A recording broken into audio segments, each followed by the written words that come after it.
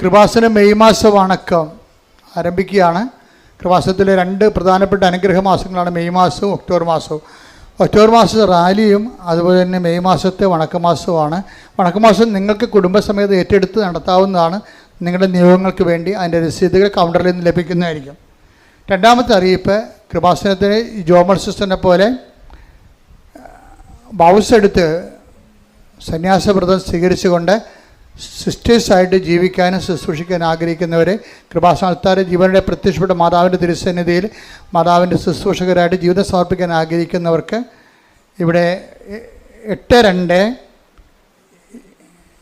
81 29 75 11 ഈ നമ്പറിൽ വിളിച്ചാൽ വിശദവിവരങ്ങൾ അറിയാൻ കഴിയും. ഇത് വാട്സപ്പ് നമ്പറാണ്. മൂന്നാമത്തെ അറിയിപ്പ്, ഇപ്പോൾ നമുക്ക് 6 സിസ്റ്റേഴ്സാണ് ഇവിടെ ഇപ്പോൾ താമസിച്ച് ഇവിടെ സിസ്റ്റേഴ്സ് ഓരോ കോൺഗ്രിഗേഷനിൽ നിന്ന് വന്നിട്ടുള്ളവരാണ്. അവരിൽ ചിലർ ഈ മാസം പോകും. അവരുടെ ശുശ്രൂഷ 1 കൊല്ലത്തേക്കാണ് അവർക്ക് വന്നിരിക്കുന്നത്. പലരും അത് കഴിഞ്ഞ് അവർ പോവുകയാണ്. സിസ്റ്റർ ജീന ഇപ്പോൾ 2 കൊല്ലമായി നിങ്ങൾക്കറിയാം സാക്ഷ്യം വായിക്കുന്ന സിസ്റ്ററാണ്. സിസ്റ്ററിൻ്റെ ശുശ്രൂഷ സമാപിച്ച് പൂർത്തിയാക്കി ഈ ദിവസങ്ങളിൽ സിസ്റ്റർ പോകുന്ന, സിസ്റ്റർ എൽദോ പോകുന്ന, അപ്പം അങ്ങനെ കുറച്ച് സിസ്റ്റേഴ്സ് ശുശ്രൂഷ അവിടെ തീരുകയാണ്. അപ്പോൾ അവരെല്ലാം സിസ്റ്റർ ജീന നിങ്ങൾക്ക് അറിയാമല്ലോ, സാക്ഷ്യം പറയുന്ന സിസ്റ്റർ കൃപാസന ശുശ്രൂഷയിൽ 3 മാസത്തേക്ക് വന്ന സിസ്റ്ററാണ്. പക്ഷേ മാതാവ് ഇവിടെ പിടിച്ചു നിർത്തി 2.5 കൊല്ലം. സിസ്റ്ററിന് നിങ്ങളെല്ലാവരും പേരിൽ നന്ദി പറയുന്നു. നിങ്ങൾ കൈയടിച്ചുകൊണ്ട് സിസ്റ്റർ എഴുതുക. അതുപോലെ തന്നെ പ്രാർത്ഥനയുടെ ചൈതന്യമുള്ള തപസ്വിനിയായ സിസ്റ്ററാണ്. അവരും വളരെ വലിയ കാര്യത്തിൽ അവിടെ ഏറ്റവും വലിയ കൂടെ നമുക്ക് വേണ്ടി ഒത്തിരി പ്രാർത്ഥിച്ചു എന്നുള്ളതാണ്. അവരെയും നിങ്ങളെല്ലാവരുടെയും പേരിൽ ഞാൻ നന്ദി പറയുന്നു. സിസ്റ്റേഴ്സിന് ഇനിയും ഇതുപോലെ തന്നെ ലോകത്തിൻ്റെ വ്യത്യസ്തമായ ഭാഗങ്ങളിലെ ബഹുമാനപ്പെട്ട സിസ്റ്റേഴ്സ് 1 കൊല്ലമൊക്കെ എടുത്ത് അവരെ പ്രാർത്ഥിക്കാൻ വേണ്ടി നീക്കി വെക്കുന്നവരുണ്ട്. അവർക്ക് കൃപാസനത്തിൽ വന്നാൽ 1 കൊല്ലം അവർക്ക് പ്രാർത്ഥനാ ജീവിതവും നടക്കും, ശുശ്രൂഷ ജീവിതവും നടക്കും. അപ്പം അതിനുള്ള സംവിധാനവും മഠവും അതുപോലെ കൃപാസനം അടുത്ത് തന്നെ എല്ലാം ക്രമീകരിച്ചിട്ടുണ്ട്. അഭിയുന്ന പിതാവ് കഴിഞ്ഞ പെസഹ വ്യാഴാഴ്ച ഇവിടെ വന്നിട്ട് നമ്മളുടെ കൃപാസനത്തിൻ്റെ ഓപ്പോസിറ്റ് കാണുന്ന നമ്മുടെ മിഷൻ സെൻറ്റർ, അവിടെ ഒരു ചാപ്പലുണ്ട്. അത് പിതാവ് ആശീർവദിച്ച് ഗേറ്റിംഗ് വെച്ചിരിക്കുന്ന രൂപങ്ങളും ആശീർവദിച്ച് തന്നു. അത് ആശീർവദിച്ചതിൻ്റെ കാരണം രൂപത ഇപ്പോഴും നമ്മളുടെ ജൂബിലി മഹാജൂബിലി നടക്കുകയാണ്. കർത്താവിൻ്റെ രക്ഷയുടെ 2025 വർഷം. അപ്പോൾ അതിനോടനുബന്ധിച്ച് കൊണ്ടുള്ള ജൂബിലിക്ക് ഇത് ജൂബിലിയുടെ ആശീർവദിച്ച ചാപ്പല് കൃപാസനം ധ്യാനകേന്ദ്രം അതിന് വിമോചനത്തിനുള്ള ഒരു സ്ഥലമായി രൂപത മെത്രാൻ പ്രഖ്യാപിച്ചിട്ടുണ്ട്. അപ്പോൾ തീർത്ഥാടകർ വരുന്നവർക്ക് ഇവിടെ കുമ്പസാരിക്കാനും ദണ്ഡവിമോചനം പ്രാപിക്കാനുള്ള അവസരങ്ങളുണ്ട്. അതിൻ്റെത് ആ സമുച്ചയം എന്ന് പറയുന്നത് നമ്മുടെ റോഡിൻ്റെ പടിഞ്ഞാറുവശത്ത് കാണുന്ന നമ്മളുടെ മിഷൻ സെൻ്ററാണ്. അവിടെയാണ് പിതാവ് തീർത്ഥാടന കേന്ദ്രമായിട്ട് പ്രഖ്യാപിച്ച് ചാപ്പൽ വെഞ്ചരിച്ചിരിക്കുന്നത്. അതിൻ്റെ പേര് കൃപാസനം മിഷൻ സെൻ്റർ എന്നാണ്. നിങ്ങൾ കാണാം, നേരെ പടിഞ്ഞാറുവശത്ത് കാണുന്നതാണ്. അപ്പോൾ അവിടെ നിങ്ങൾക്ക് തീർത്ഥാടകർ കൂടി വരാവുന്നതാണ്. അപ്പോൾ അവിടെ അങ്ങനെ വരുന്നവർ അവിടെയാണ് വന്നിട്ട് കുമ്പസാരം കഴിഞ്ഞിട്ട് ദൈനംദിന ശുശ്രൂഷ കഴിഞ്ഞിട്ട് പോകേണ്ടത്. Thank you. കൃപാസനം നേർച്ച വസ്തുക്കളെക്കുറിച്ചുള്ള അറിയിപ്പ് എപ്പോഴും നമ്മൾ ശ്രദ്ധിക്കുക. കൃപാസനത്തിൻ്റെ ഏറ്റവും ദൈവികമായ ചൈതന്യമുള്ളത്, ദൈവികമായ ശുശ്രൂഷ, വിശ്വാസ പ്രയോജനം നേർച്ച വസ്തുക്കളിലാണ്. അപ്പോൾ എന്ത് പറഞ്ഞാൽ കൃപാസനം നേർച്ച വസ്തുക്കൾ എന്ന് പറയുന്നത് 10-12 പ്രാവശ്യം പ്രത്യേക പ്രാർത്ഥന ചൊല്ലി വെഞ്ചരിക്കേണ്ടതാണ്. അത് നമ്മുടെ സ്റ്റോളിലാണ് ലഭിക്കുന്നത്. അപ്പോൾ ചില ആൾക്കാർ ഇതിൻ്റെ അകത്ത് പുറത്തുള്ളവർ അവർ വീട്ടിൽ നിന്നൊക്കെ ഈ നേർച്ച വസ്തു ഇതുപോലെ തിരികെ കൊണ്ടുവന്നിട്ട് അച്ഛൻ വെഞ്ചരിച്ചാണെന്ന് പറയും. ആൾക്കാരെ പറ്റിക്കും. അപ്പോൾ അത് നേരത്തെ ഞാൻ കുറേ നാളായത് കാണുന്നുണ്ട്. അപ്പോൾ ഇപ്പോൾ പക്ഷേ ഒത്തിരി ആൾക്കാർ പറ്റിക്കൽ വീണിട്ടുണ്ട്. അതുകൊണ്ടാണ് പറയണത്, പുറത്തുള്ള ഒരു നേർച്ച വസ്തുവും കൃപാസനമായിട്ട് യാതൊരു ബന്ധമില്ല. അത് അവരുടെ വിഷയങ്ങളാണ്. നിങ്ങൾക്ക് വെഞ്ചരിച്ച വസ്തുക്കൾ ഉള്ളതും ഉടമ്പടിയുടെ ബന്ധപ്പെട്ട കാര്യങ്ങളെല്ലാം ഉള്ളത് കൃപാസനകത്താണ്. പുറത്തുള്ള ഒരു വിഷയമായിട്ടും കൃപാസനത്തിൽ ബന്ധമില്ലെന്ന് അറിയിക്കുന്നു. അഖണ്ഡ ജപമാല മധ്യസ്ഥ പ്രാർത്ഥന നടത്താൻ ആഗ്രഹിക്കുന്നവർ ഓഫീസുമായിട്ട് ബന്ധപ്പെടേണ്ടതാണ്. കൃപാസനം പത്രം ഇപ്പോൾ 22 ഭാഷകളിലുണ്ട്. പുതിയ ഭാഷകളിൽ ഇപ്പോൾ അറബിയിലും അതുപോലെ തന്നെ ചൈനീസ് ഭാഷയിൽ വരെ കൃപാസനം പത്രമുണ്ട്. അപ്പോൾ ഓരോരുത്തരും അവിടെയുള്ള പ്രേക്ഷിതരാണ് ഇതെല്ലാം ചെയ്യണത്. ഇപ്പോൾ നമ്മുടെ അനുവാദത്തോടും അംഗീകാരത്തോടുകൂടിയാണ് അതൊക്കെ ചെയ്യണത്. അപ്പോൾ അതുപോലെ നിങ്ങൾക്കും നിങ്ങൾ ഏതെങ്കിലും രാജ്യങ്ങൾ, ഇപ്പോൾ ഇവിടെ ഇല്ലാത്ത പത്രങ്ങൾ എന്തെങ്കിലും നിങ്ങളുടെ ആ രാജ്യങ്ങളുണ്ടെങ്കിൽ നിങ്ങൾക്ക് അതനുസരിച്ച് പ്രേക്ഷിത വേലയിൽ പങ്കെടുക്കാവുന്നതാണ്. എപ്പോഴും ശ്രദ്ധിക്കേണ്ട വിഷയം, ഉടമ്പടി ധ്യാനം നിങ്ങൾ കൂടാതിരിക്കരുത്. ഇപ്പം ഇന്ന് കൂടിയാൽ വീണ്ടും ഓർക്കേണ്ടി വരുമല്ലോ. അപ്പം നിങ്ങൾ ഒരിക്കൽ കൂടി ഈ ധ്യാനം ചൊവ്വാഴ്ച അപ്പ് ചെയ്യുമ്പോൾ നിങ്ങളതിൽ കൂടണം. അതുപോലെ തന്നെ എല്ലാ ദിവസവും ഉള്ളത് 10 മിനിറ്റ് 12 മിനിറ്റ് ശുശ്രൂഷ ഉണ്ട്. 5 പേർക്ക് നിങ്ങൾ പ്രത്യക്ഷ പ്രാർത്ഥന അച്ഛൻ നിങ്ങളോട് കൂടെ ചെല്ലണതാണത്. അത് മുടങ്ങിപ്പോകരുത്. പ്രത്യക്ഷ അതിന് ഡെയിലി ബ്രെഡ് ആ പേര്. അത് 3 മിനിറ്റ് പ്രത്യക്ഷ പ്രാർത്ഥന, 3 മിനിറ്റ് അന്നത്തെ നിയോഗ പ്രാർത്ഥന, ഒരു ബാക്കിയുള്ള സമയം 12 മിനിറ്റ് വരെ. എന്നുവെച്ചാൽ ബാക്കിയുള്ള ഒരു 4-5 മിനിറ്റ് 6 മിനിറ്റോളം ചിലപ്പോൾ വരും. അതെല്ലാം അന്നത്തെ സന്ദേശമാണ് നൽകണത്. അപ്പം അത് കൂടുകയും സ്റ്റാറ്റസ് ഇടുകയും ഷെയർ ചെയ്യുകയും ചെയ്യണമെന്ന് പ്രത്യേകം ഓർപ്പിക്കുന്നു. പരിശുദ്ധ പരമദിവ്യകാരുണ്യത്തിന് ആരാധനയും സ്തുതിയും പുകഴ്ചയും ഉണ്ടായിരിക്കട്ടെ. പരിശുദ്ധ പരമദിവ്യകാരുണ്യത്തിന് ആരാധനയും സ്തുതിയും പുകഴ്ചയും ഉണ്ടായിരിക്കട്ടെ. പരിശുദ്ധ പരമദിവ്യകാരുണ്യത്തിന് ആരാധനയും സ്തുതിയും പുകഴ്ചയും ഉണ്ടായിരിക്കട്ടെ. പെട്ടെന്ന് ഫയറാകുന്ന ഉടമ്പടിയുടെ അടിസ്ഥാനപരമായ ഒരു ബിഹേവിയറുണ്ട്.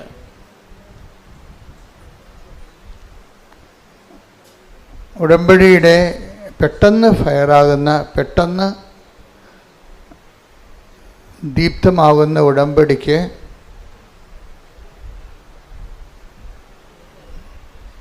അതിൻ്റെ ആധാരത്തിൽ ഒരു ബേസിക് ആയിട്ടുള്ള ബിഹേവിയറുണ്ട്. ബിഹേവിയർ എന്ന് പറയുന്നത് എന്താണ്? പെരുമാറ്റം.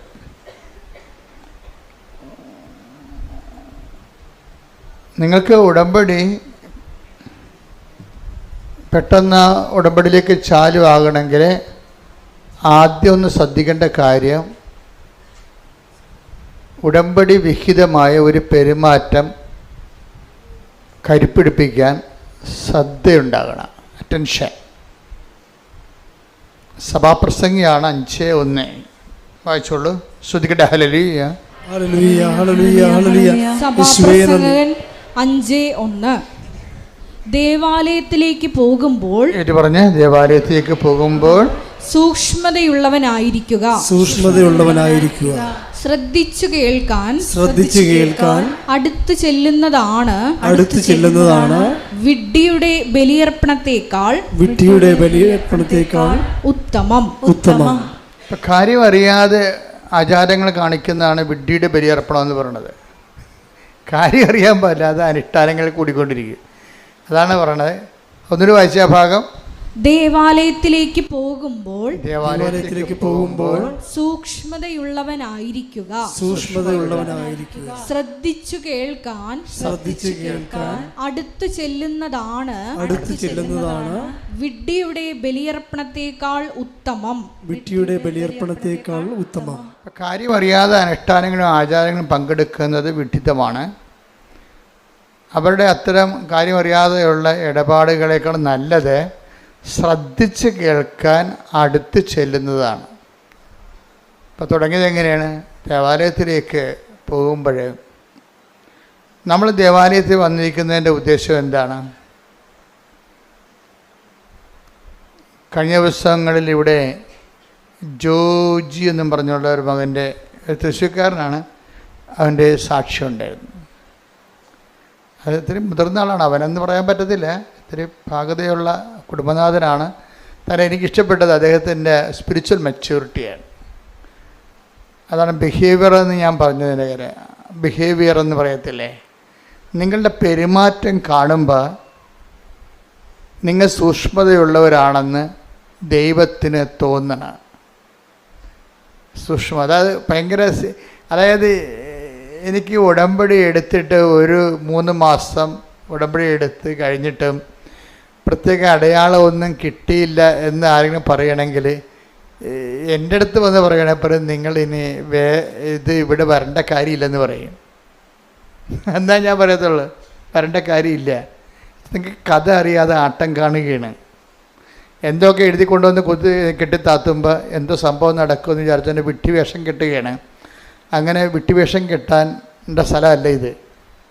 ഇത് സത്യമായ ദൈവത്തെ ജീവിതം കൊണ്ട് അന്വേഷിക്കുന്നതാണ്. നിങ്ങൾക്ക് നിങ്ങളുടേതായിട്ട് കുറച്ച് പ്രശ്നങ്ങളുണ്ടാകും. നിങ്ങൾക്കറിയാമല്ലോ, ഈ സ്ഥലം ലോകത്ത് ഏറ്റവും കൂടുതൽ പ്രശ്നങ്ങൾ മനുഷ്യൻ അതിജീവിച്ചൊരു സ്ഥലമാണ്. ഏറ്റവും കൂടുതൽ പ്രശ്നങ്ങൾ മനുഷ്യൻ ദൈവത്തിൻ്റെ കൂടെ നിന്നുകൊണ്ട് അതിജീവിച്ച സ്ഥലമാണ്. അപ്പം അങ്ങനെ ഒരു സ്ഥലത്ത് വരുമ്പോൾ നമുക്ക് ആ ഒരു ബോധമാണ് വേണ്ടത്. ഇപ്പോൾ സഭാപ്രസംഗി 5:1 ദേവാലയത്തിലൂടെ ചെല്ലുമ്പോൾ സൂക്ഷ്മതയുള്ളവനാണെന്ന് പറയുമ്പോൾ ആ സൂക്ഷ്മതയ്ക്കുള്ള അർത്ഥം എന്താണ്? പല അർത്ഥങ്ങളുണ്ട്. ശ്രദ്ധ എന്ന് പറഞ്ഞ അർത്ഥമാണ് അറ്റൻഷൻ. അതിൻ്റെ കൂടെ ഉള്ളൊരു വ്യാഖ്യാനമായിട്ട് വരുന്നുണ്ട്. അതായത് വിഡ്ഢിയുടെ ബലിയർപ്പണത്തെക്കാളും കാര്യങ്ങൾ അറിയാതെ അഭ്യാസം കാണിക്കുന്നവരുടെ ആചാര അനുഷ്ഠാനങ്ങളെക്കാളും നല്ലത് ശ്രദ്ധിച്ച് കേൾക്കാൻ അടുത്ത് ചെല്ലണതാണ്. പറയുന്ന കാര്യങ്ങളെല്ലാം ശ്രദ്ധിക്കണം, അത് കേൾക്കണം. അത് കേട്ടാൽ മാത്രം പോരാ, അതിൽ നടപ്പിൽ വരുത്തണം. നമ്മൾ കേൾക്കണത് എന്തിനു വേണ്ടിയാണ്? ആ കാര്യം എക്സിക്യൂട്ട് ചെയ്യാനാണ്, നടപ്പിൽ വരുത്താനാണ്. ഞാനെന്താ ഇങ്ങനെ പറയണമെന്ന് വെച്ച് കഴിഞ്ഞാൽ, ഇപ്പോൾ ഇന്നലെ ഒരു വലിയമ്മച്ചി ഇവിടെ അച്ഛനെ കാണാൻ വന്നിട്ട് കൂട്ടത്തിലുണ്ടായിരുന്നു. ഞാനോട് പറഞ്ഞ് നിങ്ങളുടെ ഉടമ്പടി ഓക്കെ അല്ലെന്ന് പറഞ്ഞ്. എന്ന് വെച്ച് കഴിഞ്ഞാൽ അവർ അതൊരു എന്താണ്, എല്ലാവരും വന്ന് ഉടമ്പടി ചെയ്യുന്നു, അതനുസരിച്ചൊക്കെ അവർക്ക് പ്രാർത്ഥിക്കുകയൊക്കെ ചെയ്യുന്നുണ്ട്, തിരിയൊക്കെ കത്തിക്കുന്നുണ്ട്, രോഗികളൊക്കെ പോയി കാണുന്നുണ്ട്, അങ്ങനെ പത്രമൊക്കെ കൊടുക്കുന്നുണ്ട്, അതൊക്കെ ചെയ്യുന്നുണ്ട്. അപ്പം ഞാൻ പറഞ്ഞു നിങ്ങളുടെ ഉടമ്പടി ഓക്കെ അല്ലെന്ന് പറഞ്ഞു. എന്താ കാര്യം വെച്ച് കഴിഞ്ഞാൽ ഇവരിതൊക്കെ ഒരു അനുഷ്ഠാന ക്രമം പോലെ, അങ്ങനെ ചട്ടപ്പടി പ്രോഗ്രാം പോലെ പ്രോഗ്രാമായിട്ട് ചെയ്ത് മാറ്റുകയും, ഈ പ്രോഗ്രാം ക്രിസ്ത്യൻസിന് അല്ലെങ്കിൽ അങ്ങനെ പ്രോഗ്രാമായിട്ട് ഈ ഉടമ്പടി ഒരു പ്രോഗ്രാമായിട്ട് ചെയ്യുന്നത് ഇവർ അതായത് എല്ലേ കൊള്ളാത്തൊരു പരിപാടിയാണ്. അത് തൊലിപ്പുറത്തുള്ള പരിപാടിയാണ്. നമ്മളോട് എന്ത് പറഞ്ഞിരിക്കുന്നു അതിൻ്റെ പകുതി ചെയ്യും. ഇവിടുന്ന് എന്താണ് പറയണത് അതിൻ്റെ അതെങ്ങനെ കുറക്കാവുന്ന ആൾക്കാർ നോക്കത്തുള്ളൂ അല്ലേ. പാലം കിടന്നാലും ചാടിപ്പോകാൻ സ്ഥലം കൊണ്ടെങ്കിൽ ആൾക്കാർ ചാടിയിലേ പോകത്തുള്ളവരല്ലേ. ഒരു ചെറിയ തോടാണെന്ന് വിചാരിച്ചു. മാർച്ച് ഏപ്രിൽ മാസത്തിലൊക്കെ വെള്ളം പറ്റിക്കഴിഞ്ഞാൽ പാലം ഉണ്ടാകും കൂടെ. പാലം കിടന്നാലും ആൾക്കാർ നോക്കണത് ചാടിയ കിടക്കാൻ പറ്റിയ വെള്ളമേ ഉള്ളെന്നുണ്ടെങ്കിൽ ചാടിക്കിടക്കും. പാലത്തിന് എങ്ങനെ കട്ട് ഷോട്ട് ചെയ്യാമെന്ന് നോക്കത്തുള്ളൂ.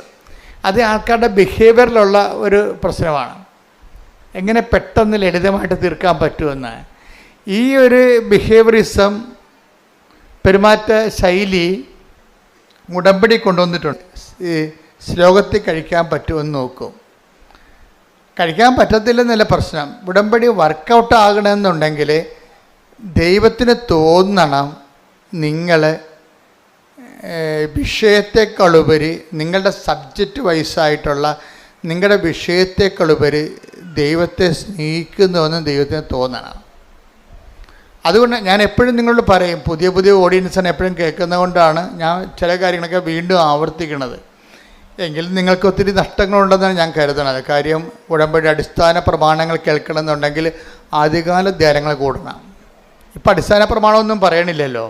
ഉടമ്പടി ഒത്തിരിയേറെ മച്ചുറായത് കാരണം ഈ ഗ്രോത്ത് റിട്രീറ്റുകളാണ് നടക്കുന്നത്. അതായത് 3 പുതുക്കിയവർക്ക് 4 പുതുക്കിയവർക്കുള്ള ക്ലാസ്സുകളാണ് ഇപ്പോൾ നടക്കുന്നത്. ആദ്യമായിട്ട് നമസ്തേ എന്നും പറഞ്ഞ് വന്ന് ഉടമ്പടി എടുക്കുന്നവർക്ക് വേണ്ട സംഭവങ്ങൾ ഇപ്പോൾ കിട്ടണില്ല. കാര്യം റിപ്പറ്റീഷൻ വരണതുകൊണ്ടാണ്. അതിപ്പോൾ നിങ്ങൾ പുതിയ ആൾക്കാരെന്താ ചെയ്യേണ്ടത്? പുതിയ ആൾക്കാർ പഴയ ധ്യാനങ്ങൾ കൂടണം. ഇതുമായിട്ട് രക്ഷപ്പെട്ടു പോകാൻ ഉദ്ദേശിക്കുന്നുണ്ടെങ്കിൽ പഴയ ധ്യാനങ്ങൾ കൂടണം. ഈ ഒരു കാലഘട്ടം എന്ന് പറയുന്നത് നല്ലൊരു കാലഘട്ടമാണ്. പണ്ട് പഴയ ധ്യാനങ്ങൾ കൂടണമെന്നൊക്കെ പറഞ്ഞു കഴിഞ്ഞാൽ ഒരു 10-20 കൊല്ലം മുമ്പ് പറഞ്ഞു കഴിഞ്ഞാൽ നിങ്ങളിവിടെ വരണം, അത് റെക്കോർഡ് ചെയ്ത് എടുത്തുകൊണ്ട് പോകണം, അത് പണ്ട് CD ആക്കണം, CD പ്ലെയറിലിട്ട് കേൾക്കണം. ഇപ്പം അങ്ങനെയൊന്നുമില്ല. ഇപ്പം മൊബൈലിൽ എല്ലാ സംഭവമുണ്ട്. സെക്കൻഡുകൾക്കുള്ളിൽ പഴയ ധ്യാനം കിട്ടും. അപ്പോൾ നമ്മൾക്ക് സംബന്ധിച്ചിടത്തോളം സാങ്കേതികത കാരണം ഒത്തിരി വളർന്ന കാരണം ഇത് വളരെ ഫെദർ ടച്ച് ഫിംഗർ ടച്ചിലായിട്ടുണ്ട്. ഒന്ന് തൊട്ടാൽ മതി കിട്ടും. പക്ഷെ തൊടാനുള്ള ഒരു നമ്മുടെ ഭാഗത്തു നിന്നുള്ള ഇൻവെസ്റ്റ്മെൻ്റ് ഉണ്ട്. ഇതൊരു ഇൻവെസ്റ്റ്മെൻറ്റ് ഒരു സീരിയസ് ആയിട്ടുള്ള പ്രശ്നമാണ്. ചില ആൾക്കാർക്ക് രാവിലെ ഉടമ്പടി എന്ന് പറയുമ്പോൾ ചിലപ്പോൾ രാവിലെ ഒരു പ്രാർത്ഥന പ്രാർത്ഥിച്ചാൽ പിന്നെ ഉടമ്പടി മറന്നു പോകും. മറവി ക്രിസ്ത്യാനി ഭയങ്കരമാണ്, മറവി മനുഷ്യർ ഭയങ്കരമാണ്. രാവിലെ ഒരു പ്രാർത്ഥന പ്രാർത്ഥിക്കും, പറ്റുമെങ്കിൽ അച്ഛൻ്റെ ആ ഡെയിലി ബ്രെഡൊന്ന് കൂടും, പിന്നെ ആ ദിവസം ചിലപ്പോൾ ഒന്നും ചെയ്യത്തില്ല. എന്ന് വെച്ച് കഴിഞ്ഞാൽ പിന്നെ ചിലർ വൈകുന്നേരത്തെ സന്ധ്യാപ്രാർത്ഥനയും ഉടമ്പടി പ്രാർത്ഥനയും ചെല്ലും. ഇതിൻ്റെ ഇടയ്ക്ക് ബാക്കി ഈ ഉടമ്പടി ഒരു ജീവിത രീതി ആയത് കാരണം ഈ പകലാണിത് ഉടമ്പടി മുഴുവനും ഉടമ്പടി ഒരു ജീവിതമാണ്. അപ്പം നമ്മുടെ റിസ്ക് എന്ന് പറയുന്നത് ദൈവത്തെ ബോധ്യപ്പെടുത്തണം. എന്താണ്? എൻ്റെ മക്കൾ കേൾക്കുന്നുണ്ട്, അച്ഛൻ പറഞ്ഞു സീരിയസ് ആയിട്ടുള്ള കാര്യമാണ് ഞാൻ പറയണത്. നിങ്ങൾ ഒത്തിരി കാര്യം എഴുതിയിടണമല്ല പ്രശ്നം, എഴുതിയിടേണ്ട ഇരട്ടി നടക്കും. പക്ഷേ നിങ്ങൾ ആ ഉടമ്പടിയുടെ കാര്യത്തിൽ എനിക്ക് മനസ്സിലായത് ഇതിൻ്റെ ഏറ്റവും വലിയ റിസ്ക് എന്താണെന്നറിയാവോ? ഉടമ്പടിയുടെ റിസ്ക് എന്ന് പറഞ്ഞാൽ എന്താണ്? ഏറ്റവും സീരിയസ് ആയിട്ടുള്ള പ്രശ്നം ഉടമ്പടിയിലാണ്. ഒന്ന്, നമ്മൾ ഉടമ്പടിയിലാണെന്ന് നമ്മളെ തന്നെ ആദ്യം ഒന്ന് ബോധ്യപ്പെടുത്തിയെടുക്കണം. അത് വലിയ പാടാണ്. രണ്ടാമത്, ഉടമ്പടിയിലാണെന്നുള്ള ദൈവത്തെ ബോധ്യപ്പെടുത്തിയെടുക്കണം. അത് കുറച്ചുകൂടി എളുപ്പമാണ്. അച്ഛൻ പറഞ്ഞ മനസ്സിലായില്ലേ? ഒന്നാമത്തെ എന്താണ്? നമ്മൾ ഉടമ്പടിയിലാണെന്ന് നമ്മളെ ബോധ്യപ്പെടുത്തിയെടുക്കണം. അത് പാടാണ് ശരിക്കും. കാര്യം നമ്മൾ പ്രത്യക്ഷ പ്രാർത്ഥന രാവിലെയുള്ള കഴിഞ്ഞാൽ പിന്നീട് നമ്മൾ പല രീതിയിൽ കെയർലെസ് ആയിട്ടൊക്കെ മൂവ് ചെയ്യുകയും അതിന് നമ്മൾ പലതരത്തിലുള്ള സ്വഭാവമുള്ള ആൾക്കാരുമായിട്ടല്ല ഇൻട്രാക്ട് ചെയ്യണത്. അപ്പോൾ ചിലപ്പോൾ അവൻ തന്തയ്ക്ക് വിളിക്കുമ്പോൾ നമുക്ക് അവൻ്റെ തള്ളയ്ക്ക് വിളിക്കാൻ തോന്നും. അതൊക്കെ ഉള്ളത് ഇതിൻ്റെ അകത്ത് ഉള്ളൂ ഒരു. അപ്പോൾ ഇയൊക്കെ കോൺഷ്യസ് അല്ലേ, അയാൾ ഉടമ്പടിയിലാണെന്നുള്ളവൻ ഇത് ബോധമല്ല. മനസ്സിലായില്ലേ? അതാണ് എൻ്റെ വിഷയം. പണ്ട് ഇപ്പം നമ്മൾ കള്ളത്തരം പറഞ്ഞ് ജയിക്കുമായിരുന്നു ചിലയിടത്തൊക്കെ. അപ്പം ലേഡീസിന് ഭയങ്കര അപകടമാണ്. ലേഡീസിനുള്ള പ്രശ്നം വെച്ച് കഴിഞ്ഞാൽ, ഞാൻ ഇത്രയും നാൾ നിങ്ങൾ ലേഡീസാണെന്ന് പറഞ്ഞു കഴിഞ്ഞാൽ അച്ഛൻ അങ്ങനെ കുറ്റപ്പെടുത്തുന്ന പറയരുത്. പക്ഷെ നിങ്ങളുടെ രക്തത്തിലുള്ള സാധനം എന്നില്ല ഒരു സാധനം പുരുഷന്മാർക്ക് ഉണ്ടത്, പക്ഷെ ലേഡീസിന് കൂടുതലാണ്. നിങ്ങൾ നിങ്ങളുടെ ഭാഗം കറക്റ്റാണെന്ന് പറയാൻ വേണ്ടി കള്ളത്തരങ്ങൾ പറയും നിങ്ങൾ. എന്നിട്ട് നിങ്ങൾ പറഞ്ഞ് ജയിക്കാൻ വേണ്ടി തരികിട കാര്യങ്ങൾ പറയും. അപ്പോൾ നിങ്ങൾ ഉടമ്പടി ബ്രേക്കായില്ലേ? അപ്പം തന്നെ നിങ്ങൾ പറയുന്ന കാര്യങ്ങൾ, ഇപ്പം നിങ്ങൾ നാത്തൂനുമായിട്ട് ഒരു വഴക്ക് ഒരു സംസാരം ഉണ്ടായി, ഇത് നിങ്ങൾ സ്റ്റാൻഡ് എടുത്ത് അപ്പോൾ മറ്റുള്ളവർ കൂടെ നിൽപ്പുണ്ടെങ്കിൽ ആ നിങ്ങളുടെ സ്റ്റാൻഡ് പൊട്ടയാണെന്ന് കാണുകയാണെങ്കിൽ അവർ നിങ്ങൾക്ക് ഷെയിമായത് കാരണം നിങ്ങൾ കള്ളത്തരങ്ങൾ പറയും. കള്ളത്തരങ്ങൾ പറഞ്ഞ് പൊലിപ്പിച്ച് പറയും, പെരുപ്പിച്ച് പറയും, സത്യവിരുദ്ധമാക്കും. കാര്യം ഒരു വിഷയത്തിൻ്റെ സത്യമുണ്ട്, പിന്നെ ആ സത്യത്തിൻ്റെ പൊലിവ് രൂപങ്ങളുണ്ട്. സത്യത്തിൻ്റെ പൊലിപ്പിച്ച രൂപങ്ങൾ വെച്ച് കഴിഞ്ഞാൽ അതിങ്ങനെ വെച്ച് കെട്ടി പറയും. ഏച്ച് കെട്ടിക്കഴിഞ്ഞാൽ മുഴച്ചിരിക്കും. അപ്പോൾ എപ്പോഴും ഇതിൻ്റെ അകത്ത് വരുന്ന വിഷയം സത്യത്തിൻ്റെ പൊലിവ് രൂപങ്ങൾ, അത് നുണയാണ് ശരിക്കും പറഞ്ഞാൽ. മനസ്സിലായില്ലേ? ഇല്ലാത്ത കാര്യം നമ്മുടെ സ്റ്റാൻഡ് ക്ലിയർ ചെയ്യാൻ വേണ്ടി ഉണ്ടാക്കി വലിപ്പത്തിൽ പറയും. അതെല്ലാം ലേഡീസിന് കുറേ പ്രശ്നങ്ങളുള്ളതാണ് ഇതിൻ്റെ അകത്ത്. നമ്മളറിയാതെ പോവുകയാണ് ശരിക്കും പറഞ്ഞാൽ. എന്നിട്ട് നമ്മളിങ്ങനെ ചെയ്യുമ്പോൾ തന്നെ സത്യം ബ്രേക്ക് ഡൗൺ ആകുന്നുണ്ടെന്നും അപ്പോൾ നമ്മൾ ഉടമ്പടി ബ്രേക്ക് ചെയ്യുന്നതോടെ നമുക്കറിയത്തില്ല. അപ്പം അതുകൊണ്ട് ആദ്യത്തെ റിസ്ക് എന്ന് പറഞ്ഞാൽ എന്താണ്? നമ്മൾ ഉടമ്പടിയിലാണെന്ന് നമ്മളെ തന്നെ ബോധ്യപ്പെടുത്തി എടുക്കുന്നതാണ് ആദ്യത്തെ റിസ്ക്. അത് ഒരു നല്ല പരിശീലനത്തിലൂടെ ഉണ്ടാകത്തുള്ളൂ. നല്ല പരിശീലനത്തിലൂടെ, അതായത് ഉടമ്പടി ഒരു ബോധമാണ് ശരിക്കും ആദ്യമേ. അതുകൊണ്ടാണ് സഭാപ്രസംഗി 5:1 പറയുന്നത് എന്താണ്? ദേവാലയത്തിലേക്ക് ചെല്ലുമ്പോൾ ദേവാലയത്തിലേക്ക് ചെല്ലുമ്പോൾ നീ സൂക്ഷ്മതയുള്ളവനാവുക. അതൊരു ബോധമാണ്, കോൺഷ്യസ് ആണ്. ഇപ്പം പുതിയ ഉടമ്പടിക്കാരായാലും പുതുക്കിയ ഉടമ്പടിക്കാരായാലും എപ്പോഴും ഒരു കോൺഷ്യസ് ഫോം ചെയ്യണം. ഈ കോൺഷ്യസ് ഫോം ചെയ്യാൻ വേണ്ടിയാണ് ഉടമ്പടി കാശുരൂപം നെഞ്ചത്ത് കെട്ടി തന്നിരിക്കുന്നത്. പിടികിട്ടിയ? ഇനി കുറേ നേർച്ച വസ്തുക്കളുണ്ട് ഇതിൻ്റെ അകത്ത്. ഈ നേർച്ച വസ്തുക്കളുടെ എല്ലാ ഉപയോഗവും ഇതിലെ ഒരു കാരണം നിങ്ങൾ ഉടമ്പടിയിലാണെന്നുള്ള കാര്യം നിങ്ങളെ തന്നെ ബോധ്യപ്പെടുത്തിയെടുക്കേണ്ടത്. അത് വിശ്വാസ പ്രയോഗത്തിനുള്ളതാണ് എല്ലാം. ഈ സംഭവങ്ങളെല്ലാം വളരെ ചിട്ടയായിട്ടും അടുക്കായിട്ടും ഭംഗിയായിട്ടും ചെയ്യുന്ന ഒത്തിരി പേരുണ്ട്. അവരുടെ സാക്ഷ്യങ്ങൾ കേൾക്കുമ്പോൾ നമ്മൾ ഞെട്ടുന്നതിൻ്റെ കാര്യം അതാ. കാര്യം ഉടമ്പടിയെ സംബന്ധിച്ചിടത്തോളം ഞാൻ എപ്പോഴും പറയും പക്കാ ഫോർമുലയാണെന്ന് പറയും. അതെന്താ? ഞാൻ അച്ഛനായിട്ട് 40 കൊല്ലമായല്ലോ. ഇത്രയും നാൾ പഠിക്കണ കാലത്ത് കൃത്യമായിട്ട് 10 കൊല്ലം കൃത്യമായിട്ട് പഠിച്ചിട്ടുണ്ട്. ഇന്നും പഠനം ഞാൻ നിർത്തിയിട്ടില്ല. ഒരു കാലത്തും ഞാൻ പഠനം നിർത്തിയിട്ടില്ല. എൻ്റെ മുറി മുഴുവൻ ബുക്കുകളാണ്. ലൈബ്രറി വേറെ ഉണ്ടാക്കി വെച്ചിട്ടുണ്ട് ഇവിടെ. എന്നിട്ട് ആയിരക്കണക്കിന് രൂപയുടെ പുസ്തകങ്ങൾ എല്ലാ കൊല്ലവും മേടിച്ചു കൂട്ടുകയും ചെയ്യും. പുതിയ പുതിയ കാര്യങ്ങൾ വരുമ്പോഴും പഠനങ്ങൾ വരുമ്പോഴും അതെല്ലാം ശ്രദ്ധിക്കുകയും അപ്ഡേഷൻ നടത്തുകയും ചെയ്യും. അതിങ്ങനെ മുഴുവൻ നിങ്ങൾക്കിങ്ങനെ കൊട്ടതങ്ങ പോലെ ഞാൻ എഴുതി പൂളി തരത്തില്ല. അതിനെ അസിമുലേറ്റ് ചെയ്തിട്ട് അതിൻ്റെ സത്യാവശങ്ങൾ പരിശോധിക്കും. അപ്പോൾ ഒരു നിരന്തര പഠനത്തിലാണ്. ഈ ഒരു തീക്ഷ്ണത നിങ്ങളുടെ ഭാഗത്തുനിന്ന് ഉണ്ടാകണം. ഉടമ്പടിയിലൂടെ നിങ്ങൾ ജീവിക്കുകയും പഠിക്കുകയും ചെയ്യാൻ. നിങ്ങളെ പലരും എടുക്കുന്നത് ഡിസ്പോസിബിൾ ഉടമ്പടിയാണ് എടുക്കുന്നത്. ഡിസ്പോസിബിൾ ഉടമ്പടിയിൽ ഡിസ്പോസിബിൾ ഗ്ലാസ് ഇല്ലേ, ഇപ്പം നിരോധിച്ചിട്ടുണ്ട് ഗവൺമെൻറ് അല്ലേ. ഇപ്പം നിരോധിച്ച ഡിസ്പോസിബിൾ ഗ്ലാസ്.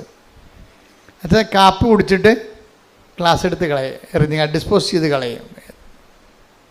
അത് പല ആൾക്കാരും വഴിയിലാണ് കളയുന്നത്. ഇതുപോലെ തന്നെ ഡിസ്പോസിബിൾ ഉടമ്പടി എടുത്തിട്ടുണ്ട് കുറേ ആൾക്കാർ. എന്ന് വെച്ച് കഴിഞ്ഞാൽ അതിൻ്റെ അകത്ത് നിങ്ങളുടെ IELTS മറ്റേ PR മാത്രം എടുത്തിട്ട് ഉടമ്പടി കളയും. ഡിസ്പോസിബിൾ ഉടമ്പടി പുതിയ അങ്ങനെ കുറേ അവതാരങ്ങളുണ്ട്. ഭയങ്കര മുതലുകളല്ല വന്നത്, ഉടമ്പടിക്കാൻ വന്നതല്ലേ. എന്നുവെച്ചാൽ ഡിസ്പോസിബിൾ ഉടമ്പടി എന്ന് വെച്ച് കഴിഞ്ഞാൽ അവർക്ക് ആവശ്യമായ അവിടെ ഇപ്പം പരീക്ഷ റിസൾട്ട് വരാൻ പോകുന്നു. റിസൾട്ട് വന്നു കഴിഞ്ഞു, ശരി, അവർക്ക് റാങ്ക് കിട്ടി, സ്വത്രം നന്ദി, ബാക്കി ഉടമ്പടി കളയും. ആ റിസൾട്ട് മാത്രം എടുക്കും. ചായ കുടിച്ചൊരു ഗ്ലാസ് കളയും. അതിനാണ് ഡിസ്പോസിബിൾ ഉടമ്പടിയൊന്നും. ഇതിൻ്റെ വിഷയമെന്ന് പറയണത് ഉടമ്പടി ഡിസ്പോസ് ചെയ്യാൻ പറ്റത്തില്ല. കാര്യം എന്താണ്? നിങ്ങൾ ഡിസ്പോസ് ചെയ്താലും കടമായിട്ട് നിൽക്കും. അത് കാര്യം എന്താണ്? ഉടമ്പടി ചെയ്യണത് മാറ്റമില്ലാത്ത ഒരാളുമായിട്ടാണ് ഉടമ്പടി ചെയ്യണത്. അപ്പനും അമ്മയാണെന്ന് പറഞ്ഞാലും മരിക്കുമ്പോൾ തീരും. ഇത് തീരത്തില്ല. അപ്പനും അമ്മയാണെന്ന് മരിക്കുമ്പോൾ തീരുമല്ല. മരിക്കുമ്പോൾ തീരുമെന്നുള്ള കാര്യം നിങ്ങൾ പറയൂ, മരിക്കുമ്പോൾ തീരത്തില്ല അച്ഛാ. അപ്പം മരിച്ചതിൻ്റെ ഓർമ്മ ഇപ്പോഴും ഉണ്ടാവും. ശരി, പക്ഷേ ആത്മക്കാണ്ട ദിവസമൊന്നും ചെല്ലാം സെമിത്തേരി ഒരു പൂച്ചക്കളിയും കാണത്തില്ല. പിറ വർദ്ധിക്കുക ഒരു സ്വർഗസ്ഥനായ പിതാവ് എല്ലാം കാണത്തില്ല. അത് ഈ വെറുതെ ഈ അഭ്യാസം 30-നും കുഴിയാഴ്ചയ്ക്കും 41-നൊക്കെ വെറുതെ മോങ്ങണാണേ. അതെനിക്കറിയാം. ഞാൻ അത് കാരണം അത് മൈൻഡ് ചെയ്യത്തില്ല. എത്ര കരഞ്ഞാലും ഞാൻ മൈൻഡ് ചെയ്യത്തില്ല. എനിക്കറിയാം ഈ അഭ്യാസമൊക്കെ 6 മാസത്തേക്ക് ഉള്ളതെന്ന്. പിന്നെ അപ്പൻ്റെ മരിച്ചതിന് ഡേറ്റ് പോലും മറന്നു പോകും. ഇപ്പം വിളിച്ചു വെച്ചാൽ അത് ഓരോരുത്തരും വിളിച്ചു, എൻ്റെ അപ്പൻ എന്നാ മരിച്ചു വെച്ചാൽ ഡേറ്റ് അത് ഏത് വർഷമാണ് മരിച്ചത് അറിയാൻ പോലെ. പക്ഷെ അങ്ങനെ ഒരു ഡിസ്പോസിബിൾ ആളുമായിട്ടും അല്ല. അപ്പം വരെ ഇപ്പം ഡിസ്പോസിബിൾ ആണെന്ന് മനസ്സിലായില്ലേ, കളഞ്ഞു, ഓർമ്മ പോലും പോയി, മരിച്ചത് എന്താണെന്ന് പോലും അറിയാൻ പറ്റില്ല. അങ്ങനെ ഒരാളുമായിട്ടല്ല നമ്മൾ ഉടമ്പടി എടുത്തിരിക്കുന്നത്. അതുകൊണ്ടാണ് മാറ്റമില്ല എന്ന് ഈശോ ഇടയ്ക്കിടയ്ക്ക് പറഞ്ഞുകൊണ്ടിരിക്കും. ആകാശവും ഭൂമിയും കടന്നു പോട്ടെ. സ്തുതിക്കട്ടെ. ഹല്ലേലൂയ, ഹല്ലേലൂയ, ഹല്ലേലൂയ, ഹല്ലേലൂയ. യേശുവേ നന്ദി. ഹല്ലേലൂയ, ഹല്ലേലൂയ, ഹല്ലേലൂയ, ഹല്ലേലൂയ, ഹല്ലേലൂയ, ഹല്ലേലൂയ. യേശുവേ നന്ദി, സ്തുതി, സ്തുതി. ഹല്ലേലൂയ, ഹല്ലേലൂയ.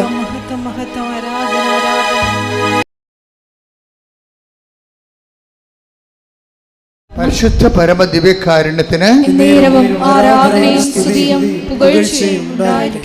മത്തായി 24:35. ആകാശവും ഭൂമിയും കടന്നു പോകും. ആകാശവും പറഞ്ഞ് ആകാശവും ഭൂമിയും കടന്നു പോകും. എന്നാൽ എന്റെ വചനങ്ങൾ കടന്നു പോവുകയില്ല. അപ്പോൾ വചനങ്ങൾ കടന്നു പോകുകയില്ല എന്ന് പറയുമ്പോൾ കർത്താവ് അവൻ പറയണ പോലെ നമ്മൾ ചെയ്തോളാം എന്നാണ് പറഞ്ഞിരിക്കണേ.